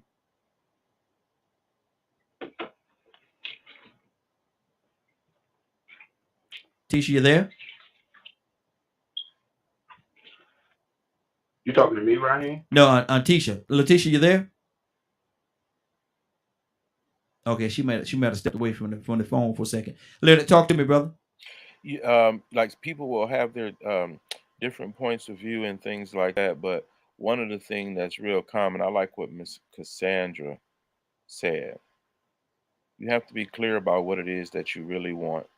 Mm-hmm. And I hear people say, I ain't falling into nothing. Mm. That's the most people's problem. You trying to fall in love. For what? Oh, everybody want to be loved, brother. No, Everybody you wants to want be in to love. Yeah, fall in love. Mm-hmm. Fall in love and you will fail. Mm-hmm. You got to be a little bit, I'm like Miss Cassandra. So you got to keep your balance. You got to want a little bit more. Mm-hmm. You got to want something. You should love intentionally. Intentionally. Mm-hmm. This notion Is that the same as searching for love? Is that the same as searching for love? no. Searching Okay. for love could be about anything. Mm-hmm. And it needs to be you need to examine that in yourself. Mm-hmm. But one, you should be a giver of love. Mm-hmm. That's the way you're going to find. That's the way love will find you. Is you attracted to you. And everybody that say you people will lie to you and say they love you. You got to know when it's a lie. Mm-hmm. You should know when Mm-hmm. someone's lying about loving you. And one, don't just make it up in your head that somebody do love you if they have not told you that. Mm-hmm. This assumption that you're just gonna find some love. No, if you want to give some love, be a loving person. That's why I believe you lead that way if that's what you want. Mm-hmm. You know, it's so crazy because it's some people just want to be pleased. But who are you pleasing? Mm-hmm. What are you doing to motivate all this love that you want? Are you giving just that much love that you want back? Well, that goes to the physical element that I was talking about earlier, and a person wanting to be pleased. But is a person wanting to be pleased physically? Is that the same as being in love or being loved? No. At all? No, not at all. It could just be lust. Most of the time, it's lust. Mm-hmm. It's lust. Mm-hmm. Like I said before, I ain't never been without no woman. Getting a woman is not a problem. It's getting along with one another enough. That's the problem. Selfish people can't do that. Mm-hmm. You know, a lot of times when you have these situations with people, somebody, I love you, and how you love me and you just met me. Mm-hmm. You don't even know my mama. How you love me? Well, it ain't your mama love, you know. You know what I'm saying? It ain't So your mama love. we get caught up in all these romances and all this stuff we don't see and stuff like that. Are you a loving person? Mm-hmm. Just ask yourself that. What are you doing so lovely? Because I can honestly tell you, my mother used to say, because it's not easy, it's not hard to get a woman when you treat them with respect and you're taught to be a husband. Mm-hmm. I was taught to be a husband, Mm-hmm. not a hoe. Mm-hmm. So I know the difference. And so you gonna sit there and you're gonna talk about, you know, what I think one thing that was common, you don't say you love me, you don't say you love me. But that old man used to say, but I protect you. Mm-hmm. I pay these bills, I do everything for you. But for some reason, you want me to say it, I love you. Can I just keep saying it and stop doing what I was doing? Probably not. And a lot of women take a man just because he said it and he ain't doing nothing. And that's why you not getting married, because he don't love you. Mm. That's why he'll lay up there with you 4 and 5 years and never ask you to marry him. Mm-hmm. Because he don't love you. Good deal. Let me keep this thing going. Rico, what's on your heart? We got another caller. We're gonna go to the call in just 1 second. But Rico, what's on your heart right now, brother? Man, everybody hitting home runs, man. Yes, sir. I think we pretty much on the same page. And the thing is, I get from this is that love feels good. That's what we automatically assume. Mm-hmm. But like you said, sometimes love hurts. Yeah. That's the part we don't understand too much. But the idea that love feels good, we still have to realize that everything that feels good isn't love. Mm-hmm. Even though we might love how good it feels. Just because it feels good don't mean it's love. Mm-hmm. So you have to learn how to discern the difference. You know, me speaking about my celibacy, it goes back to something similar to what Leonard was saying. There have been plenty of people got with me for the wrong reason. Plenty of people I got with for the wrong reason. They had ulterior motives. So it goes back to what Curtis was saying, and it goes back to what I was saying earlier about just looking for a wife or looking for a husband or saying, man, I'm ready to be in love. Every time I forced it, I end up forcing it with somebody that didn't deserve it because I overlooked things because my main goal was to be in a relationship. You know, I need to try to make a relationship. I'm tired of being single. Tired of being alone. I want to settle down. I'm tired of being a whore. I'm tired of running these women. I think I'm going to just settle down. And so I picked one. But then there were other times that I just went out and about with no idea in my mind that I was looking for a piece of tail. I was looking for a new woman. I was just going out to get out the house and maybe, you know, sit down and have a few drinks and meet somebody attractive, but not have any intentions, have a conversation in general. And before you know it, you with this person 6 or 7 years. Perfect relationship. Took the time to get to know this person. So that's being organic. Like you said, then Raheem, being natural. Yes. When things happen naturally and it's not forced, it has a better chance of success. But when you are forcing something that you want or that you think you need, you might be in a hurry and jumping into something that is really bad for you. All because you want it to feel good and you want it to be your love. Exactly. Curtis, I'm coming to you for a second, and I want you to explain something to me. Curtis, you there? Yeah, I'm right here, right? One of the I know how you feel about Denzel, and you being an actor yourself, man. That I think that's one of the people that you look up to in the game. He had a scene in Fences, and back in I think 2016, where he's explaining to his son love and like and stuff. I don't have to like you. I don't have to love you. Blah blah blah. Do I do the things that I need to do? You know the scene I'm talking about, don't you? I know the scene, but I don't know the dialogue. I was actually cast in that part before. Funny together. I have an idea what. But he says I gotta like you. Yeah. I don't have to. Right? Go ahead. I know exactly. But he's what he's saying that as a parent, don't I take care of you? Don't I do the things that you need to do for you to exist? Don't I do these things? Don't I take care? I don't have to like you. As a parent, it's my responsibility. So we and this is a tough little spot right here. But as parents, yes, we love our children. Yes, we want the best for our children. But how important is, Curtis, that we actually like our children? We would love to say that we like our children. I have 4 daughters and love and like them, all of them. You know, that's just what it is. But is that more necessary than being a parent? Is what more necessary than being a parent? Liking them, and well, I hope that you will love them, but liking them. Because Denzel say, I don't have to like you, son. I don't have to like you. I don't have to like you, son. Son, I don't have to like you. Do I take care of you, son? You know, and that's my best Denzel impersonation. I ain't best at it. But go ahead, brother. That's a really hard kind of ideology to process, because in my mind, in order for you to love, especially with your kids, in order for you to love, they have something about them that you like.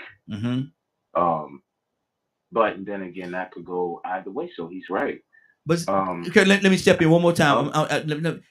I've heard people say, I've heard some old heads say, I could love you to death, but I don't like you right now. I believe I love you, but when you mentioned it, I was waiting on Kurt. But that's one thing. Hold on. Let him finish. I'll come back to you. Go ahead, Kurt. Waiting on Kurt. Kurt. Yeah, that makes sense. Now that I process it, it makes sense. Like when you put it like that, I love you, but I don't have to like you right now. Love being the stronger emotion of the two. Like is something that love is something that's, in my mind, love is consistent.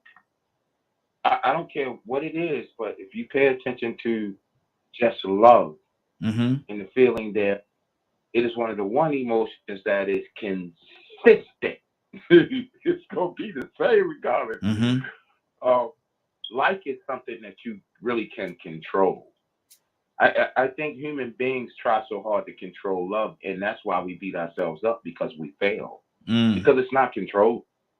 You can't control who you fall in love with or what you fall in love with. You can't control it. When it happens, baby. You just gotta either, you know how the old folk used to say, either you gonna lead, you gonna follow, you gonna get the hell out the way. Mm-hmm. Mm-hmm. I'm Exactly. sorry, I know I got a sound card for that one, but I mean that's just what I think, man. That's a real strong statement, and to use that movie in that particular scene actually creates a dialogue, I think, about the human experience Mm-hmm. and what does it really mean to love another human being, Mm-hmm. to what length. Oh, Mm-hmm. Exactly. yeah. Exactly. And that's a real powerful scene, and that's the scene I think a lot of people really they missed it, man. I think they missed it. Leonard, you was gonna say something, brother. What's on your heart? And we're I gonna go to the phone completely line. understand that scene and that comment because that's very true. Mm-hmm. There's a lot of things that you trust me. That's one thing you learn as a parent. You're not gonna like what they do. Mm-hmm. You're gonna teach them one way, and they may decide to go a completely different way. I still love you, but I Mm-hmm. don't like what you do. Mm. As Christians would say, I love you, but I don't love what you're doing. Yeah. I Yeah. don't love how you're behaving right now. I didn't Mm-hmm. raise you like that. Mm-hmm. So, too many people care of, like, I'm not gonna say care. I'm more concerned about the truth of the matter and telling the truth. And when you tell the truth, it makes for great discussion Mm-hmm. as long as you're being truthful about it. Yeah. Yeah. See, this whole notion, I'm not gonna say I love you and don't, Mm-hmm. because you may call me on that love. You understand? Mm-hmm. You may Exactly. pull my card on that love. Mm-hmm. And a lot of people, that's how they come up short. Hello, women. Mm. Hello, women. When you need something, can't find it. But when he needs something, he manages to always find you. Mm. He'll Wow. go do for everybody else, but when it's time to do for you, make excuse. Mm-hmm. You See, know I need some tires. You know I need some tires on my car. You know I people need some give tires on my people car. give you all the information you need by Mm-hmm. their behavior and what they do. How many times I've told I have to, do what you think discipline is. I need to change Mm-hmm. your behavior because I don't like what you're doing. I need to discipline you to get you to do something more in a more positive way. Mm-hmm. But a lot of people talk about use I love you as a crutch. All right. Like I remember I said, I love you. Sure you do. Mm-hmm. Sure you do. Let me see if you love you if I do something you don't like. Let me see how much you love me if I don't come home tonight. Right. You love me, pay this light bill. Pay this light bill right here. You know what I'm saying? So pay this light bill. so love is about action. Love is about doing. Mm-hmm. And it ain't superficial or anything like that. I remember Hey, Rodney. somebody Yes. had asked me, they say, you know what? You a good when my wife was sick or what have you. You're a good husband because most people would have leave. I'm glad I don't know those people. I'm Mm-hmm. glad I don't associate with people like that. Why Exactly. would I leave my wife because she got sick? Mm-hmm. That to me was like, wow, that's what y'all Mm-hmm. doing out there now? Mm-hmm. So people have to really think about it and really accept things. Like me, that's one thing like Kurt said we have in common. I'm more concentrated on having a good time. Mm-hmm. And if I'm at a party or we having a party, I want everybody else to have a good time. Mm-hmm. Because if you not have a good time, why you here? Exactly. Somebody wanted to say something just now? Yeah, man, I was thinking about, because before we get too far away, we sort of drifted, from what you was just talking about, and that was that unconditional love. Mm-hmm. And so Cassandra was speaking on that earlier, and sometimes we let stuff get by us, but you ended up bringing it back around. So we got this saying, you got a face only a mother could love, and Mm-hmm. that's true. Mm-hmm. I know some women that had children that they couldn't stand them children when they were babies because they were ugly. Mm. I mean, really didn't like. They told other people that their baby was ugly. But as they got older, they started loving. Mm-hmm. You know, they started treating them better because you could see the treatment, how they did them. I was like, man, she actually act like she don't like that child. I've seen women have children that they got pregnant by the wrong man. They were Mm-hmm. doing something they shouldn't have been doing. So now they take it out on that child, and you can see it 20 or 30 years later, the way they treat that child is different from the one that they had with the man that they love or the one they had intentionally. Mm-hmm. But when she said that, that's why I think, you know, you probably should go back to Cassandra if you can. When she said that about the perpetrators in prison that murder people, they mama still love them. Their mamas and daddy still love them. Mm-hmm. Jeffrey Dahmer, mama and daddy still love him. You Mm-hmm. know, it's about the fact that you invested and brought this life into this world. This is what you produced. Mm-hmm. And most people will be proud of what they produced, regardless of how they turned out. You still, that's a part of you. Yeah. That's an Yeah. unconditional love. Mm-hmm. So that's why, you know, I'm glad you came back to this because when Cassandra said that, once again, some people say some powerful things and it's slipped by over everybody because they have what they want to say Mm-hmm. to come out. But now it came back around. And I'm glad you did that because that needs to be understood that that's a different type of love. Everybody thinks love has to be physical. Mm-hmm. You know, I mean, to a certain extent, for love to be shown, there has to be an action, but that action doesn't always have to be sexually. Mm-hmm. Exactly. It doesn't always have to be an embrace. Mm-hmm. It can just be from some kind words of wisdom or just getting somebody to understand that that man is in prison, got a mom and a child that love him too. Mm-hmm. Exactly. Exactly. We're gonna circle our way back around, but we got a couple of people I wanted to touch right now because I know Letitia, I came to her and she was in a situation she couldn't talk. Tisha, what's on your heart right now?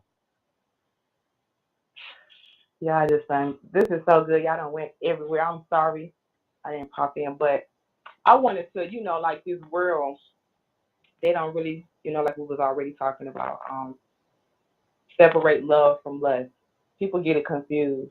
You know, like Rico just said, it's not all um financial or sexual or it could just be kind words.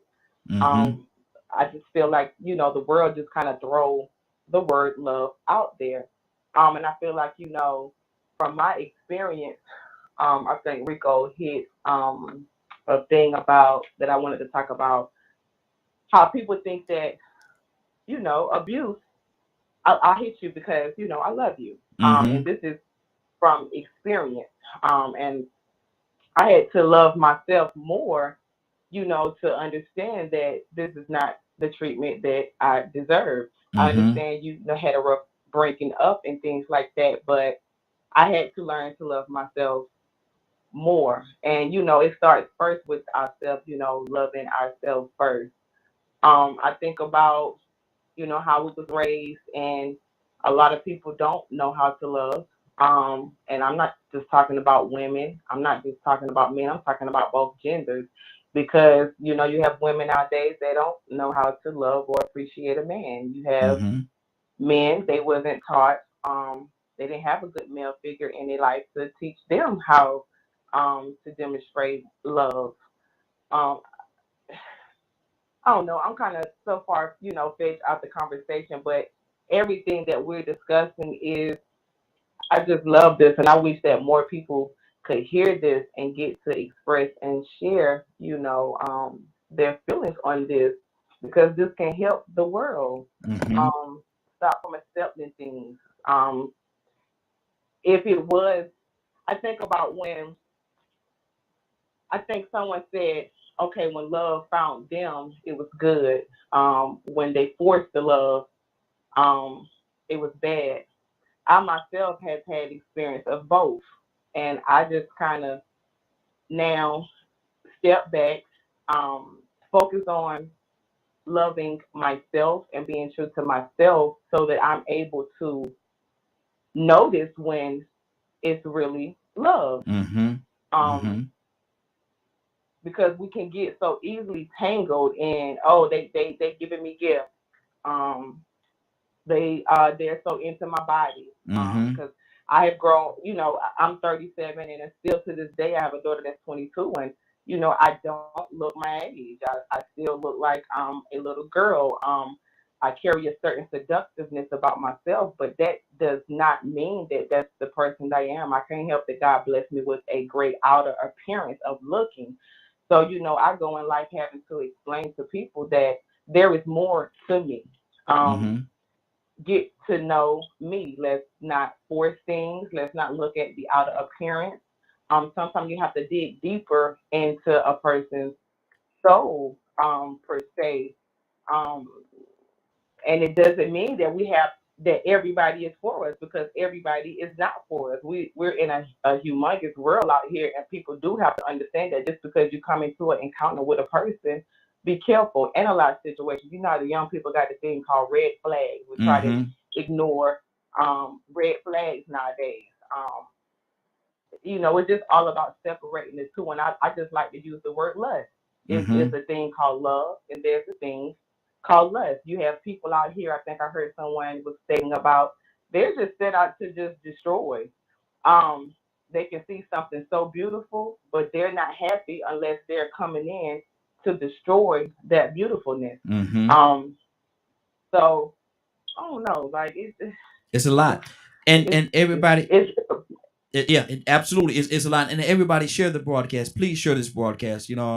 Keep on sharing it so more people can actually hear. Because as I said earlier, I think people really, and as teacher just said, I think people really need to hear what we're talking about today. I think people need to hear it. I think it's going to help them in a mighty way. Cassandra, talk to me, and Willa, I know you're there. Willa, I'm coming to you next. Yeah, I and this is just personal experience. I have loved someone more than I love myself, Mm, and it almost cost me my life. I wow. love them almost to death, Mm, and that is not what love should be. And as an advocate, I do domestic violence. I've seen it so much, and I'm telling you, in their heads, women and men that I have dealt with felt like they loved that person and that person loved them. I don't care if they had the black eye. I know mm, I went through it, and I ended up having a brain injury that right now I'm having issues with, and that's why my head is bald all the time now, because of a brain injury sustained doing a relationship that I thought I was so much in love with this man that he mm-hmm, could do no wrong. And even though he would say and do things, I loved him more than I loved myself. mm, And all I'm saying is we have to be able, someone used the word discern. I think it was Rico. We have to discern mm-hmm. how much and what is happening in that relationship. Love yourself more than you love anybody else. Wow, that's good. That's good. And that's Cassandra. That's a learned process, because that's something that a lot of time people have to learn that, because they think that love have to be given. And yes, you should give love, but at the same time, it's just like it's an outer expression. It's also an inner expression, and a lot of people don't know how to do it inwardly. People don't know how to do that. People just don't.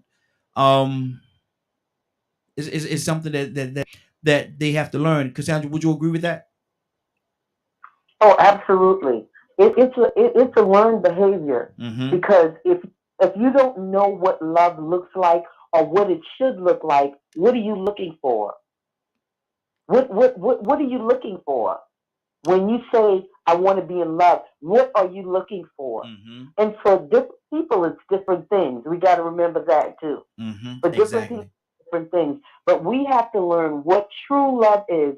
And true love to me is a spiritual love. Mm-hmm. It, Mm-hmm. it, it, it runs deeper than just something physical, something, you know what I'm saying? It Yeah. runs deeper than money. Mm-hmm. You got to find out what it is and how it should touch you, how it should make you feel, how it should make you behave. Mm-hmm. And Mm-hmm. it's not abusive. Mm-hmm. Exactly. Exactly. And I don't know why this just came over me, man. It just came on my spirit real heavy to say this right here. But there's somebody out there that's listening to us right now that don't understand or accept this. But I have to say this to you. You're worth it. You are worth it. And a lot of time, some people just don't know that they're worth it and that they deserve to be loved, and so they would accept whatever is given to them, whatever comes on that platter, they will accept it and consume it. But I'm here to tell you, and I'm sure that everybody that's a part of this broadcast could agree with me on this. You are worth it, and you deserve better. If you're in a situation right now where you don't feel as though you're being loved, you're being mistreated, or whatever the case, call somebody. Call us. Give us a call. 508-924-3521. 508-924-3521. Again, just in case you didn't have a pen, 508-924-3521. You are worth it. You deserve better. You deserve to be treated better. Don't just take it because they're giving it to you. You deserve so much more. I need to say something. You deserve so much more. And I usually don't go on no rants like this, but it just came over me. I had to say it. Yes, you're worth it. Yes, you deserve more. Yes, you should be in a better situation. And no, they're not treating you right. They're not treating you right because they don't even know how to treat themselves right. Willa, good morning. How you doing this morning? Good morning, Raheem. This is a great conversation. Thank Because you, you're sis. so right, Raheem. That's those three words that I love you is so powerful. Mm-hmm. And we know that a lot of people use those words to manipulate people that don't recognize what true love is. And Cassandra said it right. We touched on it yesterday when we said that what we eat defines us. Mm-hmm. Well, we understand that the mind is so important. And a lot of people tell people who they know we've never seen any kind of love, never been on the other side of it. And they use it and they say, I love you because they know the mind is so important. Mm-hmm. They call it brainwashing. Yes. That's what Yes. they use. Mm-hmm. And that's where it starts at. It starts in your mind and then it dwells to your heart. I'm going to use an example like a pimp. He knows that some young girl who's ran away from home with troubles, he knows he can get her by first telling her that he loves her. And then he starts to go out and buy her things and show her things. And he manipulates her mind so much that he know he has her at the point, I got her now. Mm-hmm. But that not only happens with him, it happens with a lot of men and it happens with a lot of women. That's what happens out here. That love begins in the mind. But if you Mm-hmm. think about when God says that he is love, Yes. by his very nature, he is that unconditional love. And I say that because he loves us in spite of, but there are consequences to what we do. I love you, but you were disobedient to me, so I have to still punish you, but that doesn't take away the love that I have for you. Mm-hmm. So people, just like I think Rico said it, people don't understand what it looks like, or how real it is, Mm-hmm. how much it is so powerful.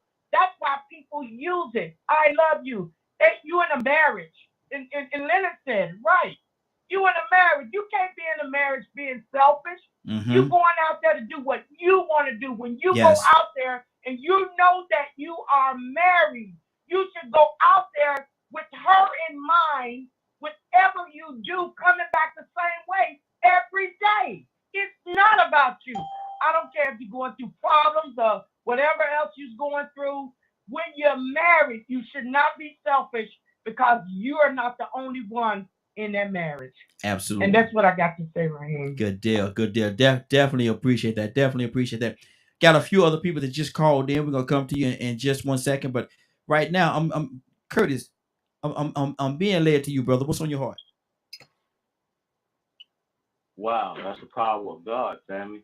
Because I was just looking something up, and I was like, I need to go to my car to get something out the car, but I was like, nah, he might be ready to come to me, so let me set my butt back down. But I'm sitting here, and like I said earlier, We have had two instances where two people who have not talked outside of the frame of this show was thinking about the same person. So I went on and I looked it up. And I just grabbed a snippet because I know we all are on a 3 minute joint. So um, in his letter, it says the universal force is this universal force is love. When scientists looked for a unified theory of the universe, they forgot the most powerful unseen force. Love is light that enlightens those who give and receive it. Love is Mm-hmm. gravity that makes some people feel attracted to others. Love is power because it multiplies the best we have and allows humanity not to be extinguished in their blind selfishness. Love unfolds and reveals. For love, we will live and die. Love is God and God is love. I'm going to read this final part where he says, this force explains everything and gives meaning to life. This is the variable that we have ignored for too long. Maybe because we are afraid of love, because it is the only energy in the universe that man has not learned to drive at will.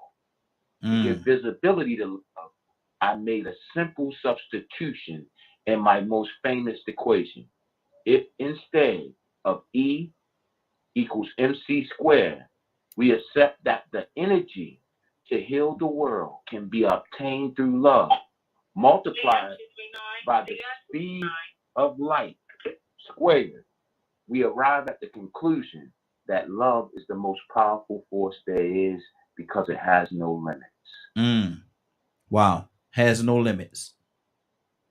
Now, we talking Boundless. about a person that created E equals mc squared, and he's telling you, look, I know we stand on that equation, but it's wrong because I didn't think about the laws of attraction. I didn't think about the power of love and what it can bring together. Mm-hmm.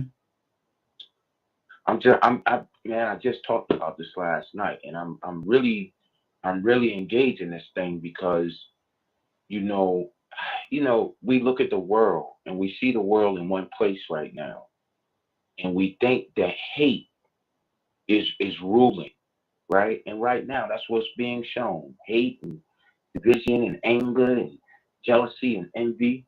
But that's just one part of the pendulum. The pendulum got to swing back the other way. Well, this is the one force that will push that pendulum and make it swing back the other way. So Mm-hmm. I don't get discouraged because I know, although I'm seeing what I'm seeing, I know that there's a flip side to that, and the flip side to that is love. So Mm-hmm. I'm gonna leave it there, bro. Absolutely. Absolutely. It's so many different things, man. So many different things, directions that we could go in with this. But we do have a couple other phone callers, and I want to get to the phone line. Toya with a T. Good morning. How you doing this morning? Good morning, good morning. How y'all doing, family? Hey, doing good, doing good. Toya, you were asking a question, and we got on this topic at 7 something this morning, and this is all we've been talking about all day because it wants all the time that we have, and we asking the questions: do we sometimes forget in the way that we act, interact, and treat each other? Do we sometimes forget that we love each other? What do you say to that, Toya? Absolutely. Absolutely. We take each other for granted all the time. You know, I pay attention to how we as humans right now just talk to each other all crazy. You call each other kind of B's and H and N words and all this, that, and the third. Those are not gestures of love. Mm-hmm. We don't even notice what we be doing to each other, the way we communicate with each other. And we take it for granted. But as soon as somebody get hurt, we go to hooping, hollering, and crying and say, I didn't mean it. Sometimes we let a lot of us get away from here not saying sorry about that. But if you only knew the words that keeping your mouth closed sometimes. Mm-hmm. So, yeah, we do it all the time. Wow. You know, we take each other for granted all the time. How many times we say something crazy to our parents? As soon as something happened to them, what happened? Mm-hmm. Or our brothers and sisters. Mm-hmm. But as soon as it comes to the cost of death, then now we will, oh, no, no, no, Lord. See, I found God like that, right?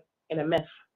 Being angry, somebody who I really love, and most of us women go through this with our kids' fathers or husbands. Can't speak for how it come from a man, but from a woman. We hate them. Can't stand them because of the things you've done to me. But let the cost of death come up. And I promise you, it doesn't matter. No, Lord, it's not that bad because whatever we went through, it's not worth it because I really love them despite of how I treated them and how I acted. But this is a part of an American way to be disrespectful to each other on a regular basis, to take each other for granted on a regular basis. Think about that movie, The Imitation of Life, how she was mad with her mother just because she was a fair skin. But when that mama died, she lost everything. Her whole world crushed. And she wasted time. So, yeah, we do that on a regular basis. Wow, that's good. That's good. Rosalind, what do you say to that? Do we sometimes forget in our actions, interactions, and how we treat each other from time to time? Do we forget that we love each other? And good morning. How you doing this morning? Good morning. Oh yes, we do. But I mean, everybody is not loving. I mean, you have to understand. Like, it's I don't know. I was listening to Toya. Like, I have to agree with her. This world is just going into a direction of more toward hate. So I mean, you just have to know who you're around and the people that you're around. Because I try to surround myself with people like myself because I'm a loving person, and everybody is not loving like I am. So if you find yourself around people that's not loving like you, that it tends to turn into more of manipulative people. Like if they know you know that you're loving, they'll try to manipulate you. So yeah, I have to agree with that. And I'm listening because sometimes God just wants us to listen to stuff. So I'm listening, and this is a good topic, and everybody is hitting like some good points, and I'm just listening. Good deal. Good deal. Well, you know I'm gonna come back to you from time to time, sister. So we ain't gonna let you just listen I now. know, Okay. I know, I'm listening. Okay. Good deal. Good deal. Leonard, talk to me, brother. If you listen, I like what my man Kurt was talking about. Just just a little aside of how we're using love and how he brought in that concept with Einstein Yes. and why it was so important and why Einstein said what he said. It is because there is a force that is impacting all of us. And we're so used to being able to quantify a thing that we get caught up. Here, this is what it is. This is what it's not. The term quantum, like say for instance, I'm working on theory now called quantum mysticism, right? And a part of the tenets of this quantum mysticism is part environment, faith, self-awareness. And so when we're talking about remember, I think you asked, we had a question, who are you really? And all these types of things. And how you can go into therapy, and even scientists now are saying, you know what, there's something about prayer, but we just can't quantify it. It's something about this that we can't, about love that you can't quantify. So in your finite brain, you're not going to figure it out. Yeah. It's a consciousness aspect. And it may have the physical characteristics on a higher level of matter and all these types of things, which is the reason why Einstein was addressing his own theory. And that's something he did not take into consideration, is that thing that's affecting me, but for some reason I can't quantify it, but I know it's there. And so that was that concept. And what goes into these things, what makes love really love? It's not just one or two things. It's several different things. And you show love. If you're a Christian, you're taught God is love. Yes. But then again, if you really study, you get taught there's different types of love. So even saying love, are we talking about filial love, the love that siblings have for one another, brother to brother love, that type of thing? Or are you talking about erotic love? Or the ultimate love supposedly is agape love? Yes. Things like that. So, and then some person may have another definition for it that ain't even been said yet. but it is a thing that affects you. And the Buddhists sum it up into the fact of that's why we're going to respect every living thing, Mm-hmm. because it's playing some role in life, but we don't really know exactly what it is. But because it's life, it should be respected. And if you take that approach to certain things from a love point of view, if you love somebody, how can you be hurting them? Knowingly Mm-hmm. hurting them, Mm-hmm. and that's what, love supposedly was to be about, and how God loves us. Cassandra brought it out, but I'm going to punish you. I Mm-hmm. love you, but it's never I'm not going to destroy. I don't want to destroy you. I just Yeah. want you to change. I want you to Exactly. understand that this don't feel like love right now. Mhm. I it just came to me. For you all that's been with us on DKM for a while, periodically it's poured into my spirit, man, to have a prayer breakthrough. Then we've had what 2 or 3 of them already. I think you remember them, Cassandra. I know you remember them as well, Curtis. A few of you will remember the prayer breakthroughs. It's been brought to me, man, that it's time for us to do another one. It's going to be Friday, April the 22nd, and we're praying for peace. People ask me. People been asking me for at least about 6 months. When are we gonna do another? And I tell them all the time, if it don't come to me, I'm not gonna do it just to do it. I'm not gonna do it just to do it. They have to come to my spirit. Have to be poured into me, and we're gonna do it at the same time from 9 p.m. until 12 midnight. It's something about that time. So Willa, I want you, if you're available, to be a part of it. Are you there, Willa? Yes, Raheem, I'm here listening. We are doing a prayer break. Yes, A prayer breakthrough. It's going to be not this Friday, but next Friday, April the 22nd, from 9 p.m. until midnight. Would you okay. would you be available, Yes. Cassandra? Yes. Okay, and everybody else that want to be. I'm not gonna call everybody name individually, but everybody that want to be a part of it, I definitely encourage you to come and do it. They're very powerful, man. Don't do them often, but when it's laid in my spirit to do it, and it just came to me, and I just wrote the date down. I didn't know what was going on that particular day. It That's not concerning to me. I was told to do something. I have to do. I have to be obedient. Um, Mary, good morning. How you doing this morning? Good morning. I'm well. How are you? I am doing well. Mary, we're asking a question, and we, you'll be proud of your dad, but we've been on this topic all day. We ain't talking about nothing else. Do we sometimes forget in the way that we act, interact, and treat each other? Do we sometimes forget that we love each other? What do you say to that? No,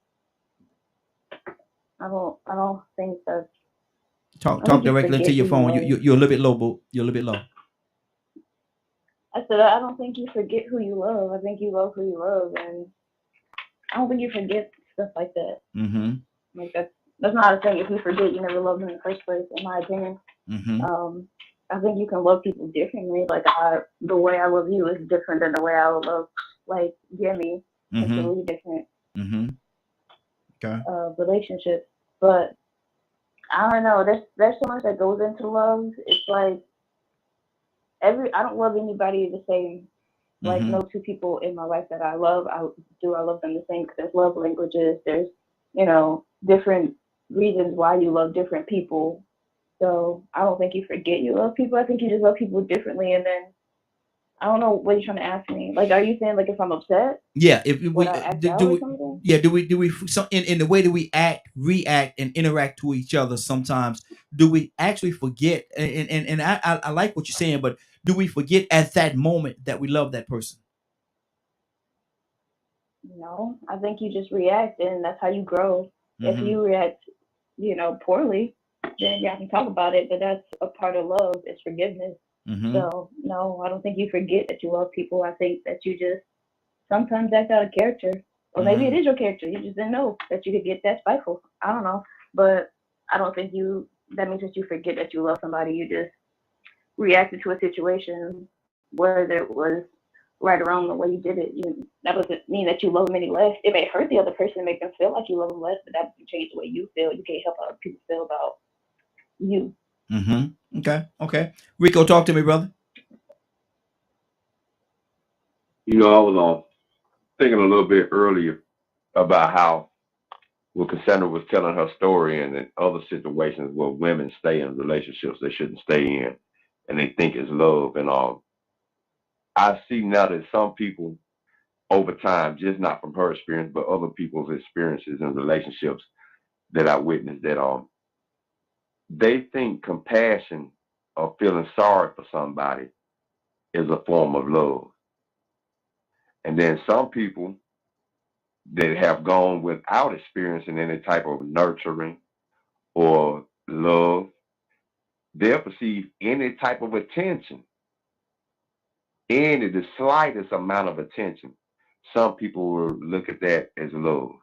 And it's crazy to even comprehend what I'm saying. Mm-hmm. But I've seen that. I've seen people latch on and want to belong, want to be a part of somebody. I just want to be involved in someone else's life because they lack being loved so much that they were desperate just to belong to anything. So you think about some of these gang members. Think about some of the women that want to join gangs and what they got to do. They got to screw in. They ain't getting jumped in. Yeah. They getting bust in. Mm-hmm. And they choose to say, well, you know what? I'll accept that. As a woman, I'll accept that to become a part of y'all group because I need this community. I need something else that y'all bring to the table that I'm not receiving. And that's the situation. That's what's going on in society. Not in every aspect, but some of us don't realize what's going on. We ask those questions. Why they join gangs? They join gangs because they don't have any love. Mm-hmm. Some desire it because it's been glorified in a community, and maybe that community lacks so much love in itself that they chose to embrace Crips everywhere. Mm-hmm. You come into my neighborhood, this is a Crip community, this is a blood community, MS-13, and we're gonna be loyal to this, regardless of what type of negative energy we put out there, regardless of how many people we hurt. We're gonna do this because this is what we get our love from. So that's dysfunctional and toxic love. But I catch myself, in the process of being celibate the way I am. Some people would think, where it's all about him fixing himself. And it is because I'm fixing myself, but I'm also being celibate because I love other people. And some of those people that do get involved with me or that did get involved with me in the past for the wrong reason found out that I wasn't who they thought that I was from the outside looking in either. Mm-hmm. The women that got with me in the past because they thought I came from a home of a silver spoon didn't know that silver spoon came with some knocks upside the head. A whole lot of dysfunctional, abusive behavior. Mm-hmm. The same person that was getting this abuse had to hear from the same person that he was abusing, or that he was abused by. I apologize for beating up on you like that. I had it rough. This is what I went through when I was young. I'm so sorry. And they crying and sobbing. God, that's what I heard from the person that abused me, and then from the person that it wasn't his fault that I wasn't raised by my mother. Since I was 11, she still chose that abusive person. But after all these years, after I finally got moved out of that home, I received a phone call one night. Ooh, and crying. I'm so sorry for what I did to you. I was wrong. And little by little, I started hearing what happened to him. But see, I didn't feel sorry for him because it happened to me. He did it to me. What I had to do was find out, okay, but this is where I got my violent behavior from. This is where I got my aggression from.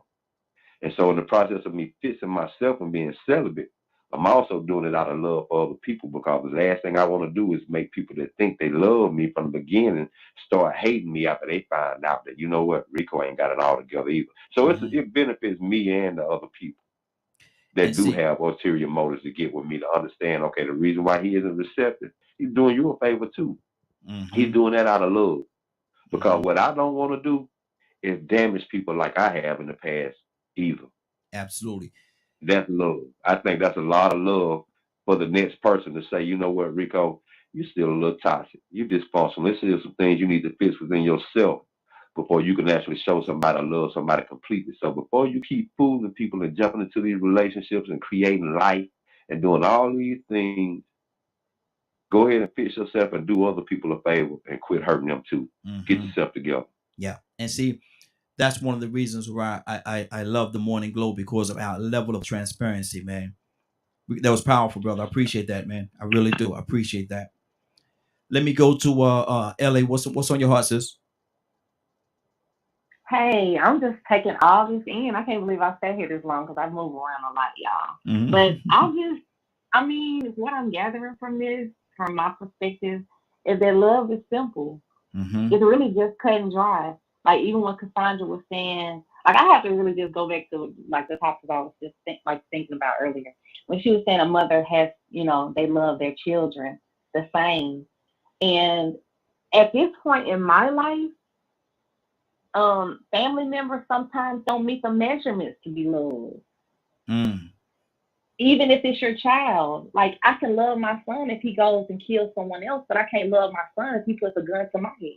I have to Mm. cut him off just like I have to cut off toxic relationships with love. Mm-hmm. If my father rapes me, do I have to continue to love him because we have Mm. a title? No. Mm-hmm. So Wow. love is just what it is. If you like, I can't think of like think it was Leonard who said you have to be a giver of love, Mm-hmm. and then I say you have to fall in love. That's what I saw. I saw my grandparents. They met, they fell in love, they had 6 children, they stayed together until they died.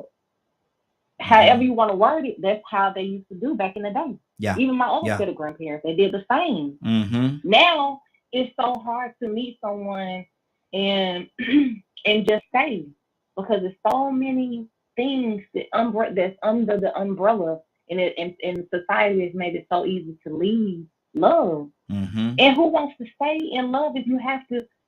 I mean, I get you're supposed to be for better or for worse. You're supposed to work through things and this and the third. But sometimes, like Rico said, you figure out this person is not who you wanted to be with. Mm-hmm. Like Mm-hmm. I might look good on the outside, but I come with some shit too. Hey, hey. Mm-hmm. That I've been raised up a different way, Mm-hmm. and I'm finding myself, but I'm just realizing, you know, that I do love love. I do love to give love, but I refuse to love someone who just because you have a title, just Mm-hmm. because of the length of time, I'm not giving my love to that person anymore. I remove it. I remove myself completely now. Mm-hmm. Because I That's just don't good. feel like I have to just keep going back and forth. You don't have to keep going back and forth. If you love somebody, you just love them. And Mm-hmm. if you hate them, you just love them or despise them. Like Cassandra said, you may want to remove the hate word, however you want to do it. But at the same time, you know, It's a lot, right? It's a I lot. think we just it's this is a real Mm-hmm. touchy a real touchy subject for a lot of us. I'm Mm-hmm. seeing, Mm-hmm. love is simple, and the lack of love shouldn't be tolerated from anyone for acceptance. Exactly. And that's where I am with it. I will Mm-hmm. not. If you want to, I just posted this. I know it probably sounds a little bit selfish, but it was just a post. I said I only love men who are, who live in my world and who love me and act like they're living in my world. Mm-hmm. I like that. And Mm-hmm. am I gonna please my man? Am I gonna cook for him? Am I gonna clean? Yeah, because that's what I know. Mm-hmm. But when a man showing a woman treat a woman like a queen, it's nothing like it. Yeah. Yeah. It's a That's good. difference. I'm not wanting to go to the mall and buy Gucci this and that. I'm not looking for material things. I'm just looking for genuine love. We laying there looking at TV. We taking walks. That's to me. That's where love is. Mm-hmm. Wow. That's Sex good. is That's great good. if you have it. Mm-hmm. So I think it's just so simple. If you want love, you give love. You receive love. You Mm-hmm. speak it. Does everybody need a man and a wife in this world? Yes, you need someone. Mm-hmm. I think that's my opinion Yeah. because it's just so boring when you do not have love. It's Exactly. okay to find love. It's okay to speak it. It's Mm-hmm. okay to believe in love.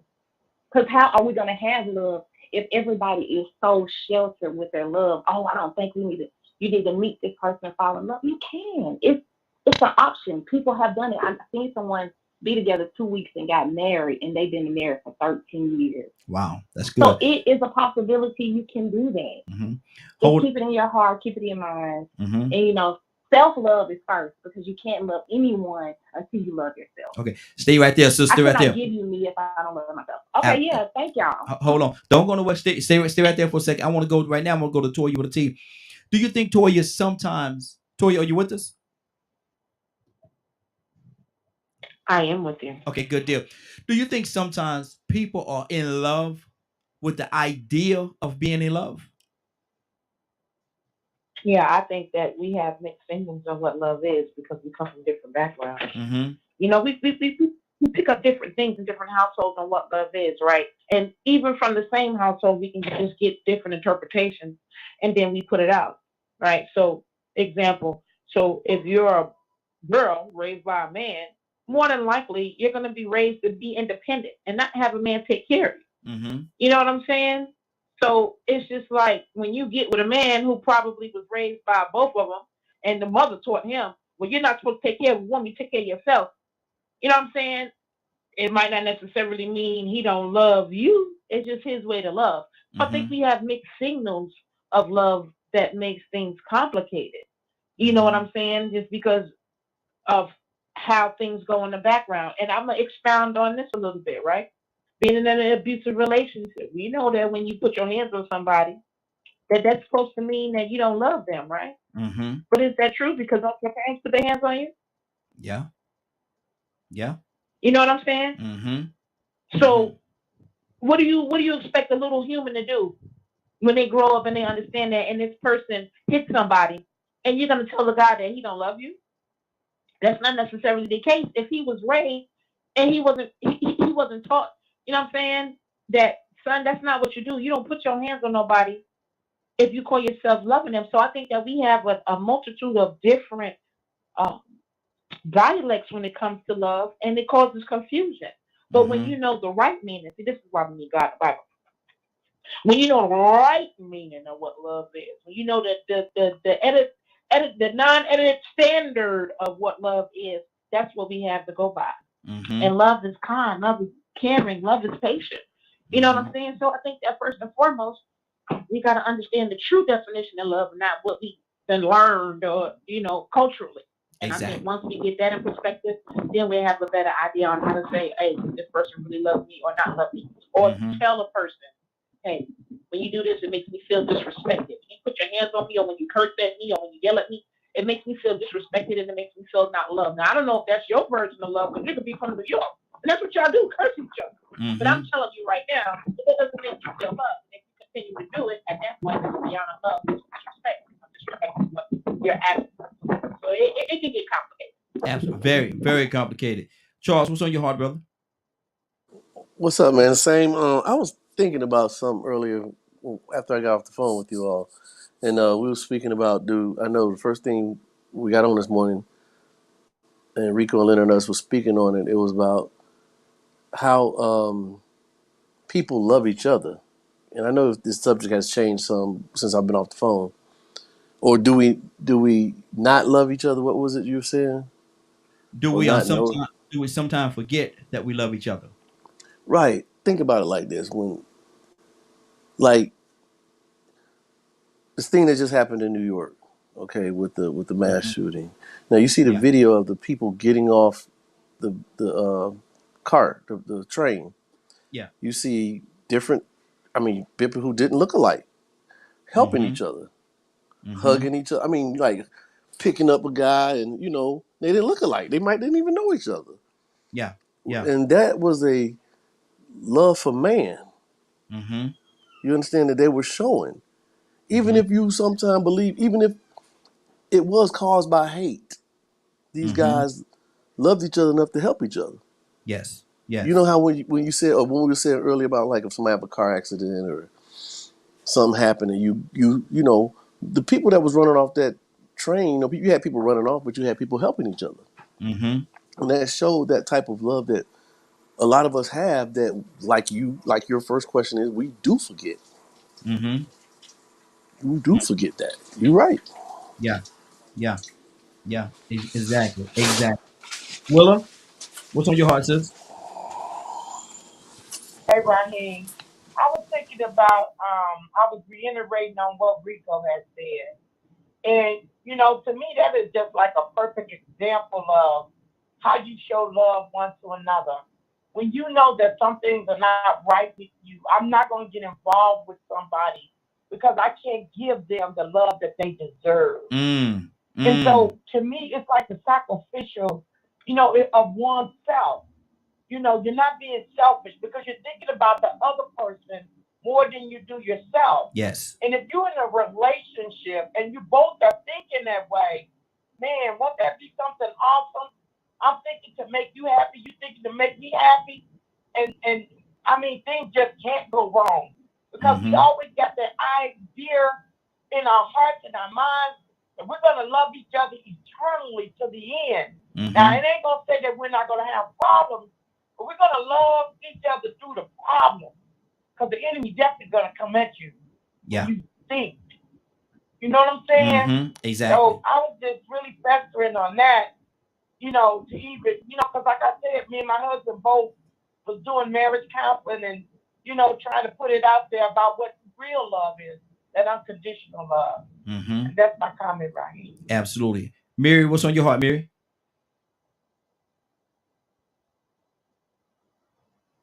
Mary, are you there? Mary, wake up and go to sleep. Wake up and go to sleep. Cassandra, talk to me. I'm here. Oh, Some job turkey was playing with my tongue. oh, okay.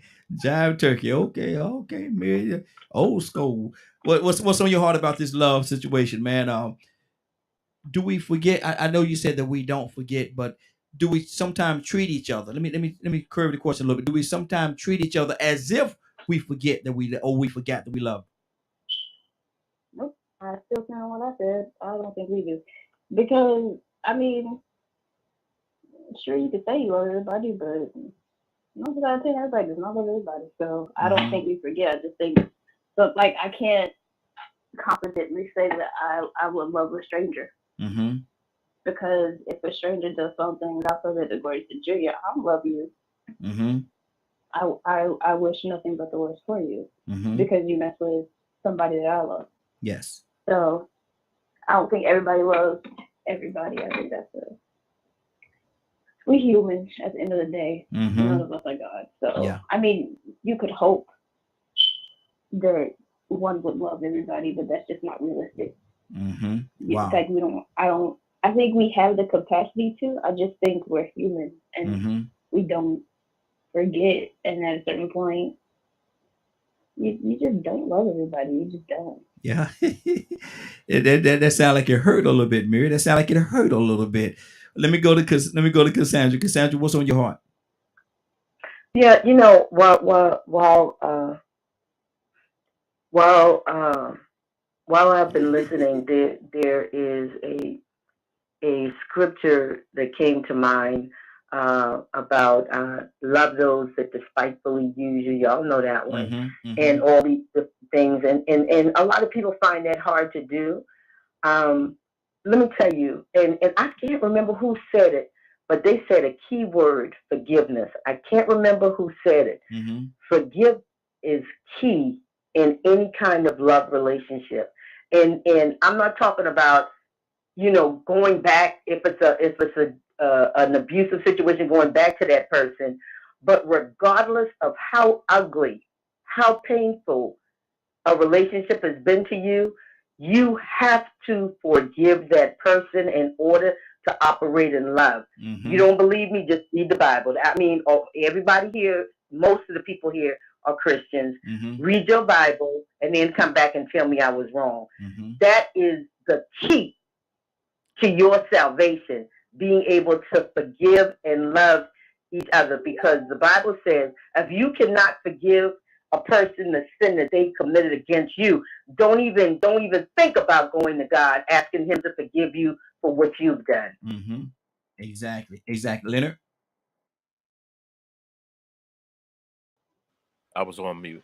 Uh, I think people have to understand. You like, well, I'm very candid about my Christianity, And Mm-hmm. I've said on several times that is one of those verses that me and Christ, the Christ, as I sit at his feet, will have to discuss.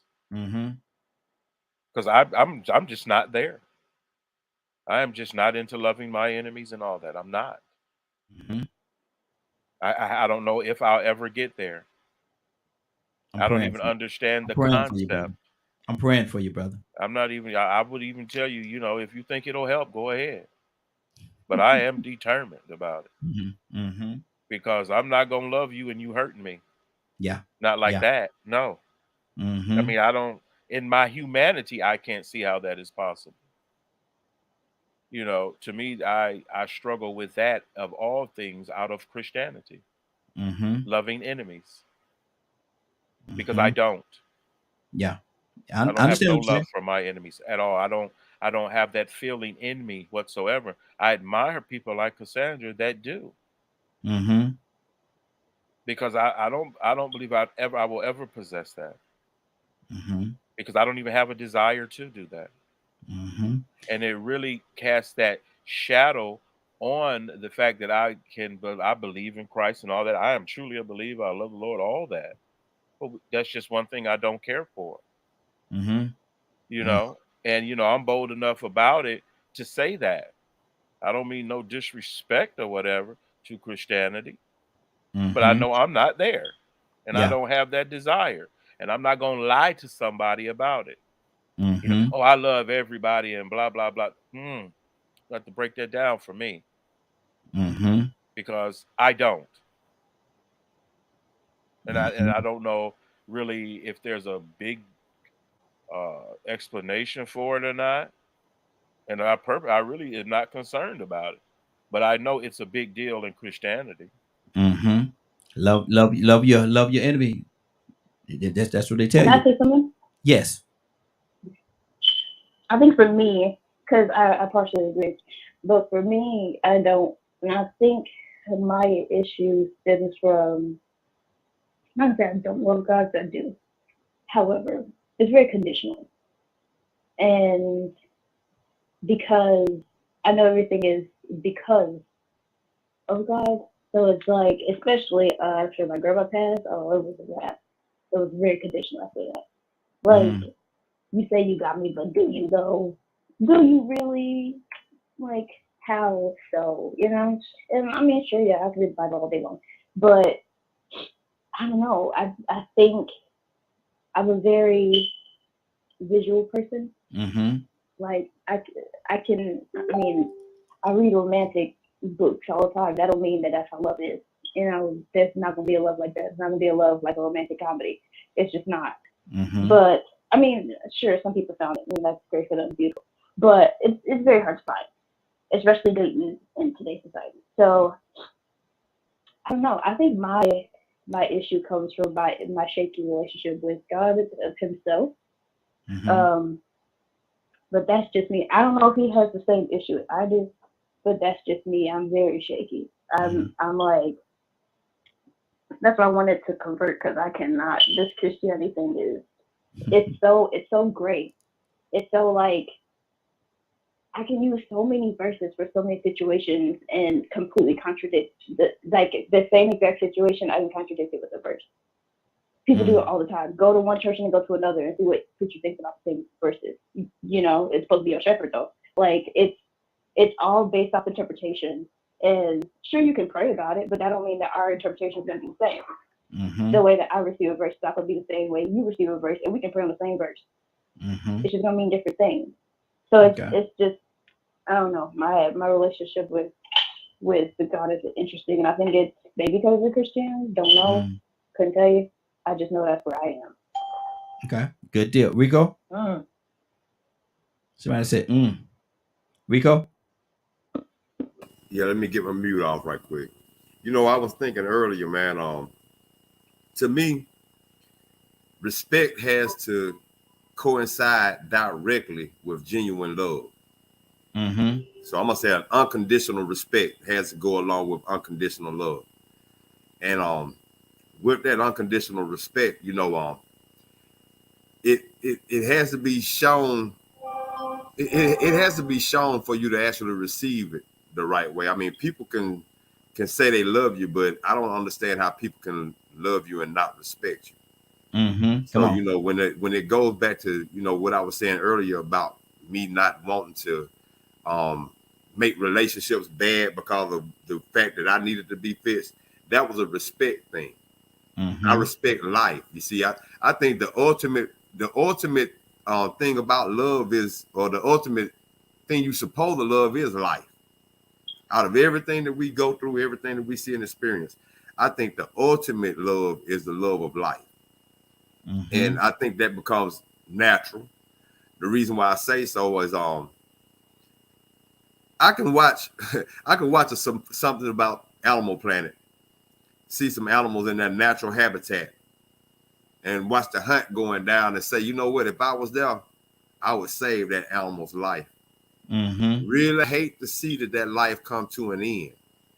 And that's out of respect for just the activity of living. Life itself is so powerful, this experience. I think, you know, with when you have an ultimate respect just for life as a whole, regardless of if you're a human being, just life, period, the life of a plant, the life of a tree, the life of this planet, the life of an animal. When you care about the existence of life, then that's an unconditional love that you have that really and truly is so basic to the point where a lot of these conversations we have, some people don't have to have.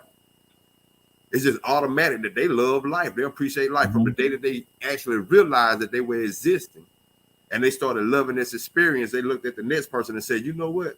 They're experiencing the same thing too. So I love them because I love the life that I have. So I don't get a joy out of watching people die. You know, it used to be a point in time I'd have to fight people to defend myself. And after I whooped them real good, I might go cry. That I went that far, that I acted out of order. I would get joy out of punishing them at that point in time. I call it abusing because I never really gave anybody a chance to fight back. I got a joy out of it because I felt like they deserved it, but then I felt bad that they made me treat another body, another life like that, made me abuse or harm or put somebody in pain. I didn't want to be the one that caused somebody their tears.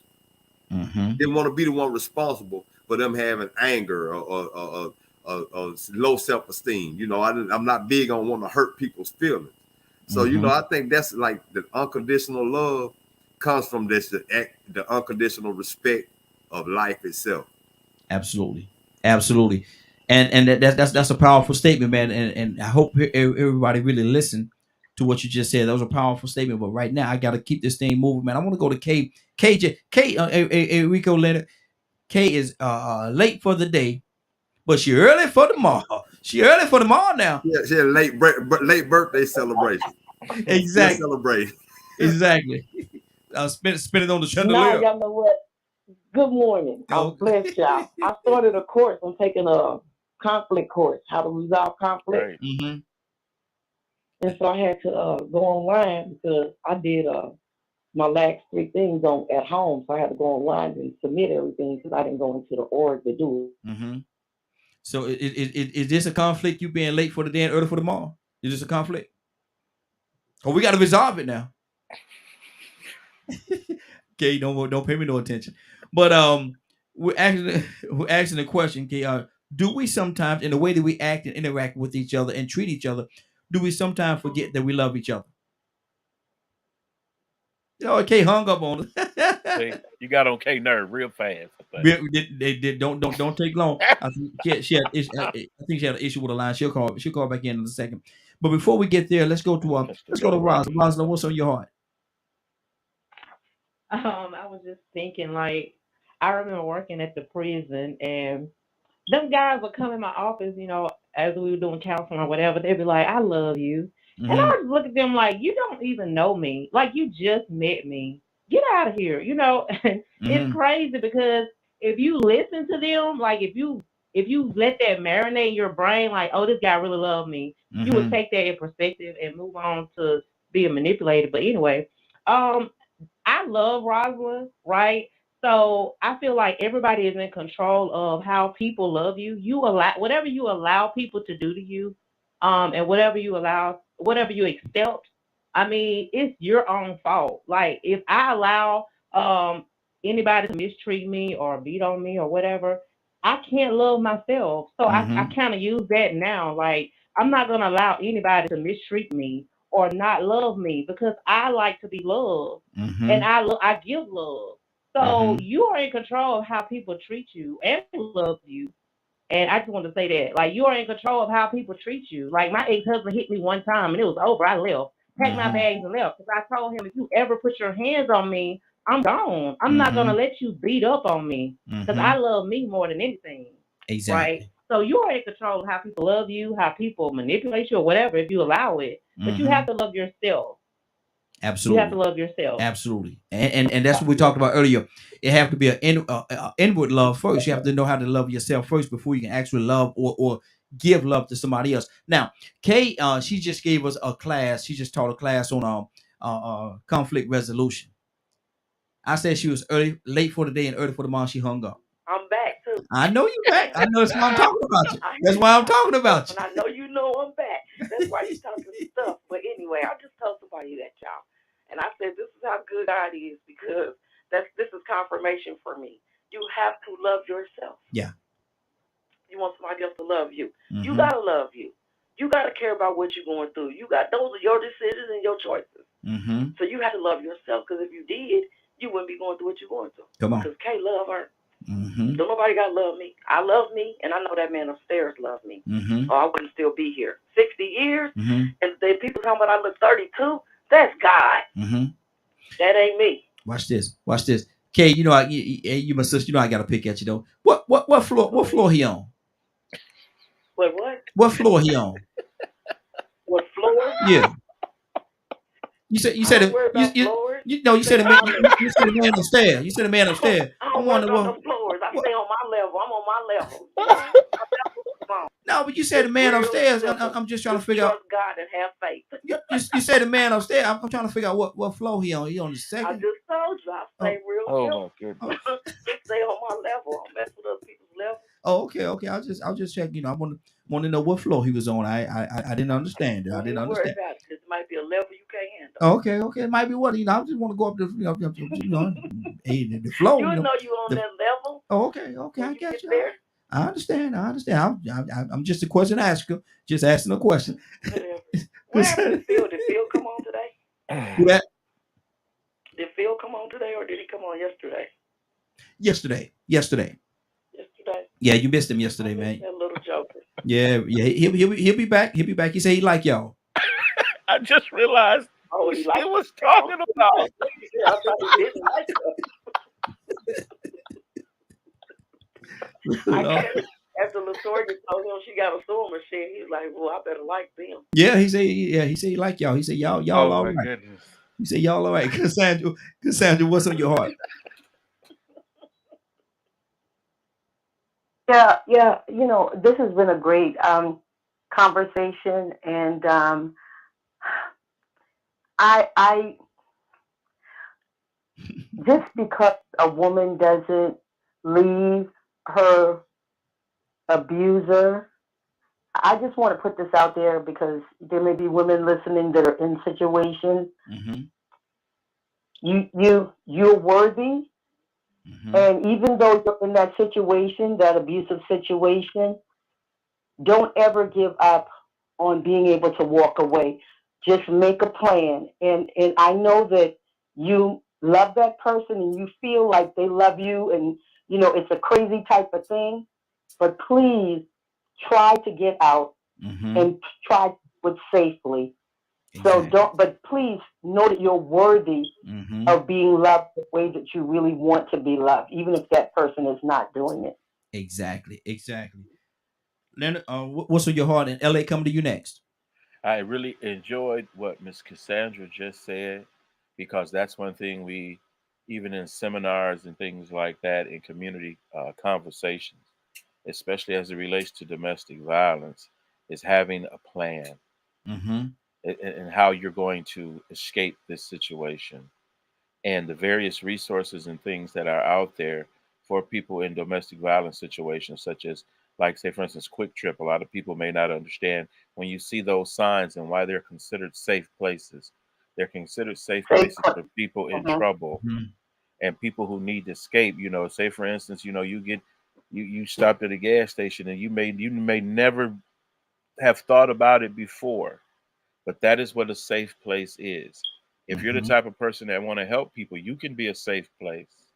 Mhm. So as we think about that, because we not only do we have domestic violence, there's lately these past few years, there's another term called family violence. Mhm. And family violence is if you said it like with counseling, when everybody in the house fighting, what do you do? Yeah. And these types of things. So there are people with a lot of issues, and we save it for another show. Stop teaching our children violence as Mhm. a remedy for everything. I Mhm. guarantee you, if you teach your child that it's okay to hit somebody when they make you unhappy, they're going to hit people. Yep. Yep. This is the problem in our community. And if you hold on to these ideas that you should be whipping your children and beating your children, trust me, this is why they're violent, Mhm. because you have taught them that. By Mhm. abusing them, they believe that it's okay to do that to others. You got grown people jumping out of their cars fighting in the street Yeah. Yeah. when you could have kept going Mhm. up on Old National. You Man. out here, don't stop your car and got out and went to fighting in the street like cats and dogs. Mhm. I was, I saw that. I was the third car. I was the third car in at a stoplight in Chicago. Actually, well, we was in Chicago, but I was on our way to Rockford, and I'm the third car back. And I sit there and I watch, and I ain't see nothing happen. I ain't see nothing happen at all. But the guy in the front car, the first car, got out of his car. The guy in the second car got out of this car, and they at the stoplight. They fighting. They Wow. fighting. Boom, cats and dogs slapping each other on the car, all kind of stuff. And I said, man, and the guy that was in with us, he actually lived there. I said, man, hold on, we gotta get out. He said, man, no. He said, no, don't you get out this car. I said, what? I said, well, they fight. He said, listen. He said, when that light turned green, you go around them and go on about your business. Go on about your business. He said, go around that car. He said, you ain't got nothing to do with that. He said, go drive around them. With your nosy self. Yeah. Man, I was like, man, these people here crazy. Because Raheem nosy. A little bit. Raheem nosy. Only on Mondays, Thursdays, and Fridays. What's the day? Raheem be getting out trying to talk about it. Well, y'all should pop out. I don't put my foot on the gas and Raheem laying there in the street. What's going on? Exactly. Lord. That's how you get shot up right there. See? What's going on? See what? No, where's the love? We're talking about love. Now, where's the love in this here, man? I'm trying to figure it out. I'm just pointing out a point. Do we sometimes forget that we love each other? About you that people may not know is that you're just that caring and understanding. You're going to mess around and get hit in the back of the head, is what I'm saying. Mary, you going to let them talk about your dad like that, Mary? I'm sitting here listening. You're a great guy. You're a great guy. Great guy. You're messing with people. You can stop messing with people. LA, what's on your heart, sis? Talk to me. Hey, I just want to end with self-love is the best love. Mm-hmm. And as I may not love my enemies, because if that's the case, I would be subscribing myself to abuse. Mm-hmm. And I would like to, let other people know you are in control. You have to create a world of love and make yourself an attraction of love. Mm-hmm. And you are love, and you are enough. You have to seek and accept love in order to, to have it. Let's leave the fake love alone.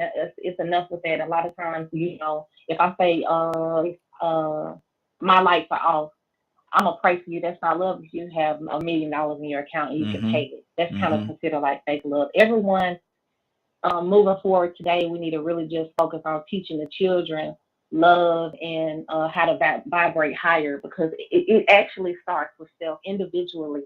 We have to love ourselves in order to love other people. And I just want to let you guys, let all of you know, I love you all. Love you too, sis. You're not my enemies, and I love everyone on this call. Absolutely. Love you too. Rico. LA.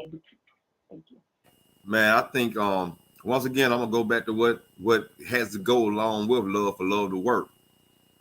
Inner love and self-love, you got to have some inner peace and some inner respect for yourself, self-respect. And that goes even with how you conduct yourself with other people. For you to love somebody properly, you have to have a certain respect for them. So I think with that being said, if we respect everybody's life and we respect ourselves, then love will be easy to accomplish. Exactly. Now fill us in about 3 o'clock today, Rico. If you missed today's broadcast and would like to see the rebroadcast in its entirety, you can tune in at 3 p.m. Eastern Standard Time on www.dklmediagroup.com. Good deal. And everybody, please share this broadcast. Put this on your pages. Share it on other people's pages. Make sure they listen to this broadcast. I think some things were said today that's gonna really help some people, man. This was real powerful today, man. This was powerful. This was absolutely powerful. And Leonard and Cassandra said something big too about the aggression and the violence. That peace and that respect. Yeah. Violence and aggression can't sustain itself in that.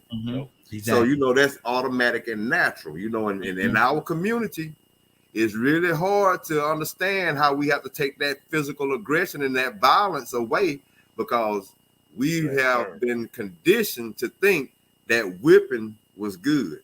Learned behavior. That's really what Leonard spoke on a second ago, was that learned behavior, that subconscious behavior that told us, okay, this is okay to do this. Not realizing your children are going to go and respond the same way because they think this is how we're supposed to handle ourselves. Absolutely. That's good. But watch this. Willa! Hey, Raheem, before Willa pray, yes. You know what Sandra said? What's that? When she said what she said, the only thing is, I went through that, and I would tell them the same thing: get out, because I didn't get out soon enough. I could have went to jail, but I didn't. But I shot that man. I only shot him in his knee, but I shot him because I was tired. I was tired of the abuse. I was tired of it was verbal abuse. It was physical abuse. It was mentally abuse. Like all of it hit. And I'm trying to stay for the kids. I ended up shooting him because it just took an overpower of me. And I ended up shooting him. I didn't kill him, but I did shoot him. So I just left. So let me say, I'm gonna say this right here, and please hear my heart when I say this, because I'm certainly not making light of the situation at all. But I'm gonna say this: you put a whole different meaning, and you might walk over here, but you're gonna limp back. You put a whole new meaning in that thing, didn't you? You know what? I definitely did. I love me some Miss K. For real. Because I know some women that had to shoot some people. They had to shoot some people. And get disability. Yeah. He wouldn't stop.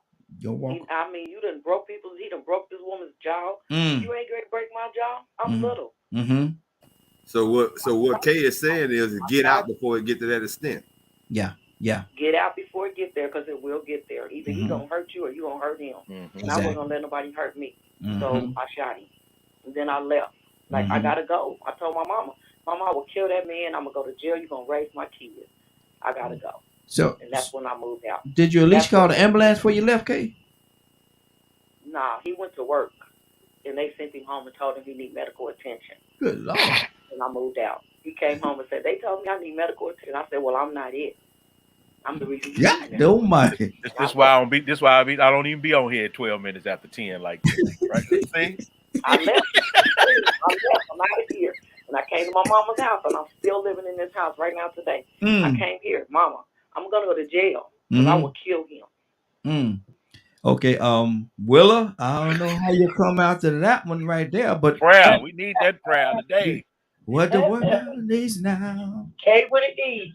Amen. K with an E. No. Enough is enough. Amen. Then Yosemite Sam. Yosemite Sam. Yosemite Sam. Willa. Hey, Raheem. Amen. Let us go into prayer.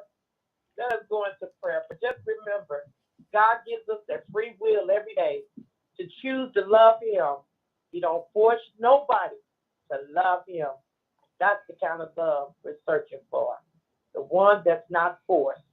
Amen. Father God in heaven, Lord, we thank you. We thank you, Lord, for allowing us to come together this morning, talking about you, oh Lord. Father, because you are the very nature of love, Lord. You show us every day, Lord, and what you created, Lord, for us to enjoy, Lord.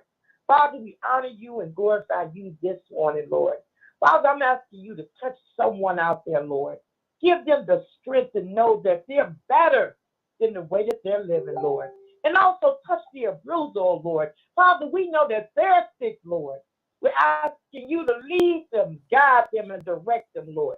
Show them that there is a better way, oh Lord. Show them that you are the victory of this life, oh Lord. I'm asking you to soften someone's heart where they'll know the truth, Lord, that you are the truth. You are our Alpha and our Omega, Lord. Father, you sent your word to heal us, oh Lord. Father, we trust that, stand on your promises, trust no man, and believe in you. We love you, honor you, glorify you in Christ Jesus' name. Amen, amen, and amen. Thank you, Lord. Amen. Hallelujah. Yes, Lord. Yes, Lord. Cassandra. Cassandra, you there?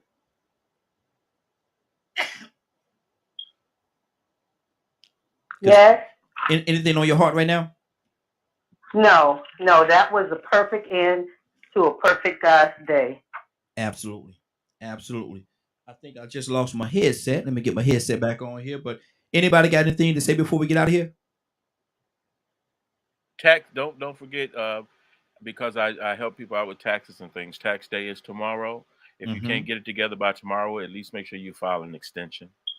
Okay. Good deal. Good deal. Well, with that being said, we done covered love, and now we done covered the money. Lord, ain't that something? Look at there. Look at there. A beautiful prayer. Appreciate. Let me see. Beautiful prayer. I appreciate you all. Appreciate you too, brother. Definitely appreciate you as well.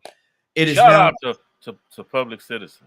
Absolutely. Absolutely. Let me see. Read that, Leonard. Yes, pay now. They are enforcing fines these days. Public Citizen. It is now 10:15. I want to thank everybody for joining us, and more than that, I want to thank you for allowing DKM Media Group and Associates and the Morning Glow for being a part of your day. It is now 10:15. You're about to exit the Morning Glow, but before you go, I want you to do me two favors, if you will. One, I want you to continue to pray for us, because we're certainly praying for each and every one of you. Number two, why this is real simple. I want you to go out there, find somebody, and give them a hug, because you never know. It could be the only hug that they get, or it could very well be their last. Love you, and ain't nothing you could do about it. Have a great day and a better tomorrow. Now we shine some of this light on you from the Morning Glow. Take it out there into this wicked and cruel world that we live in, and let your light so shine. If you get an opportunity, give somebody some love. You just might find some love in return. Won't that be a beautiful thing? Have a great day. Take care of each other, and please, please, please be blessed. Love ya.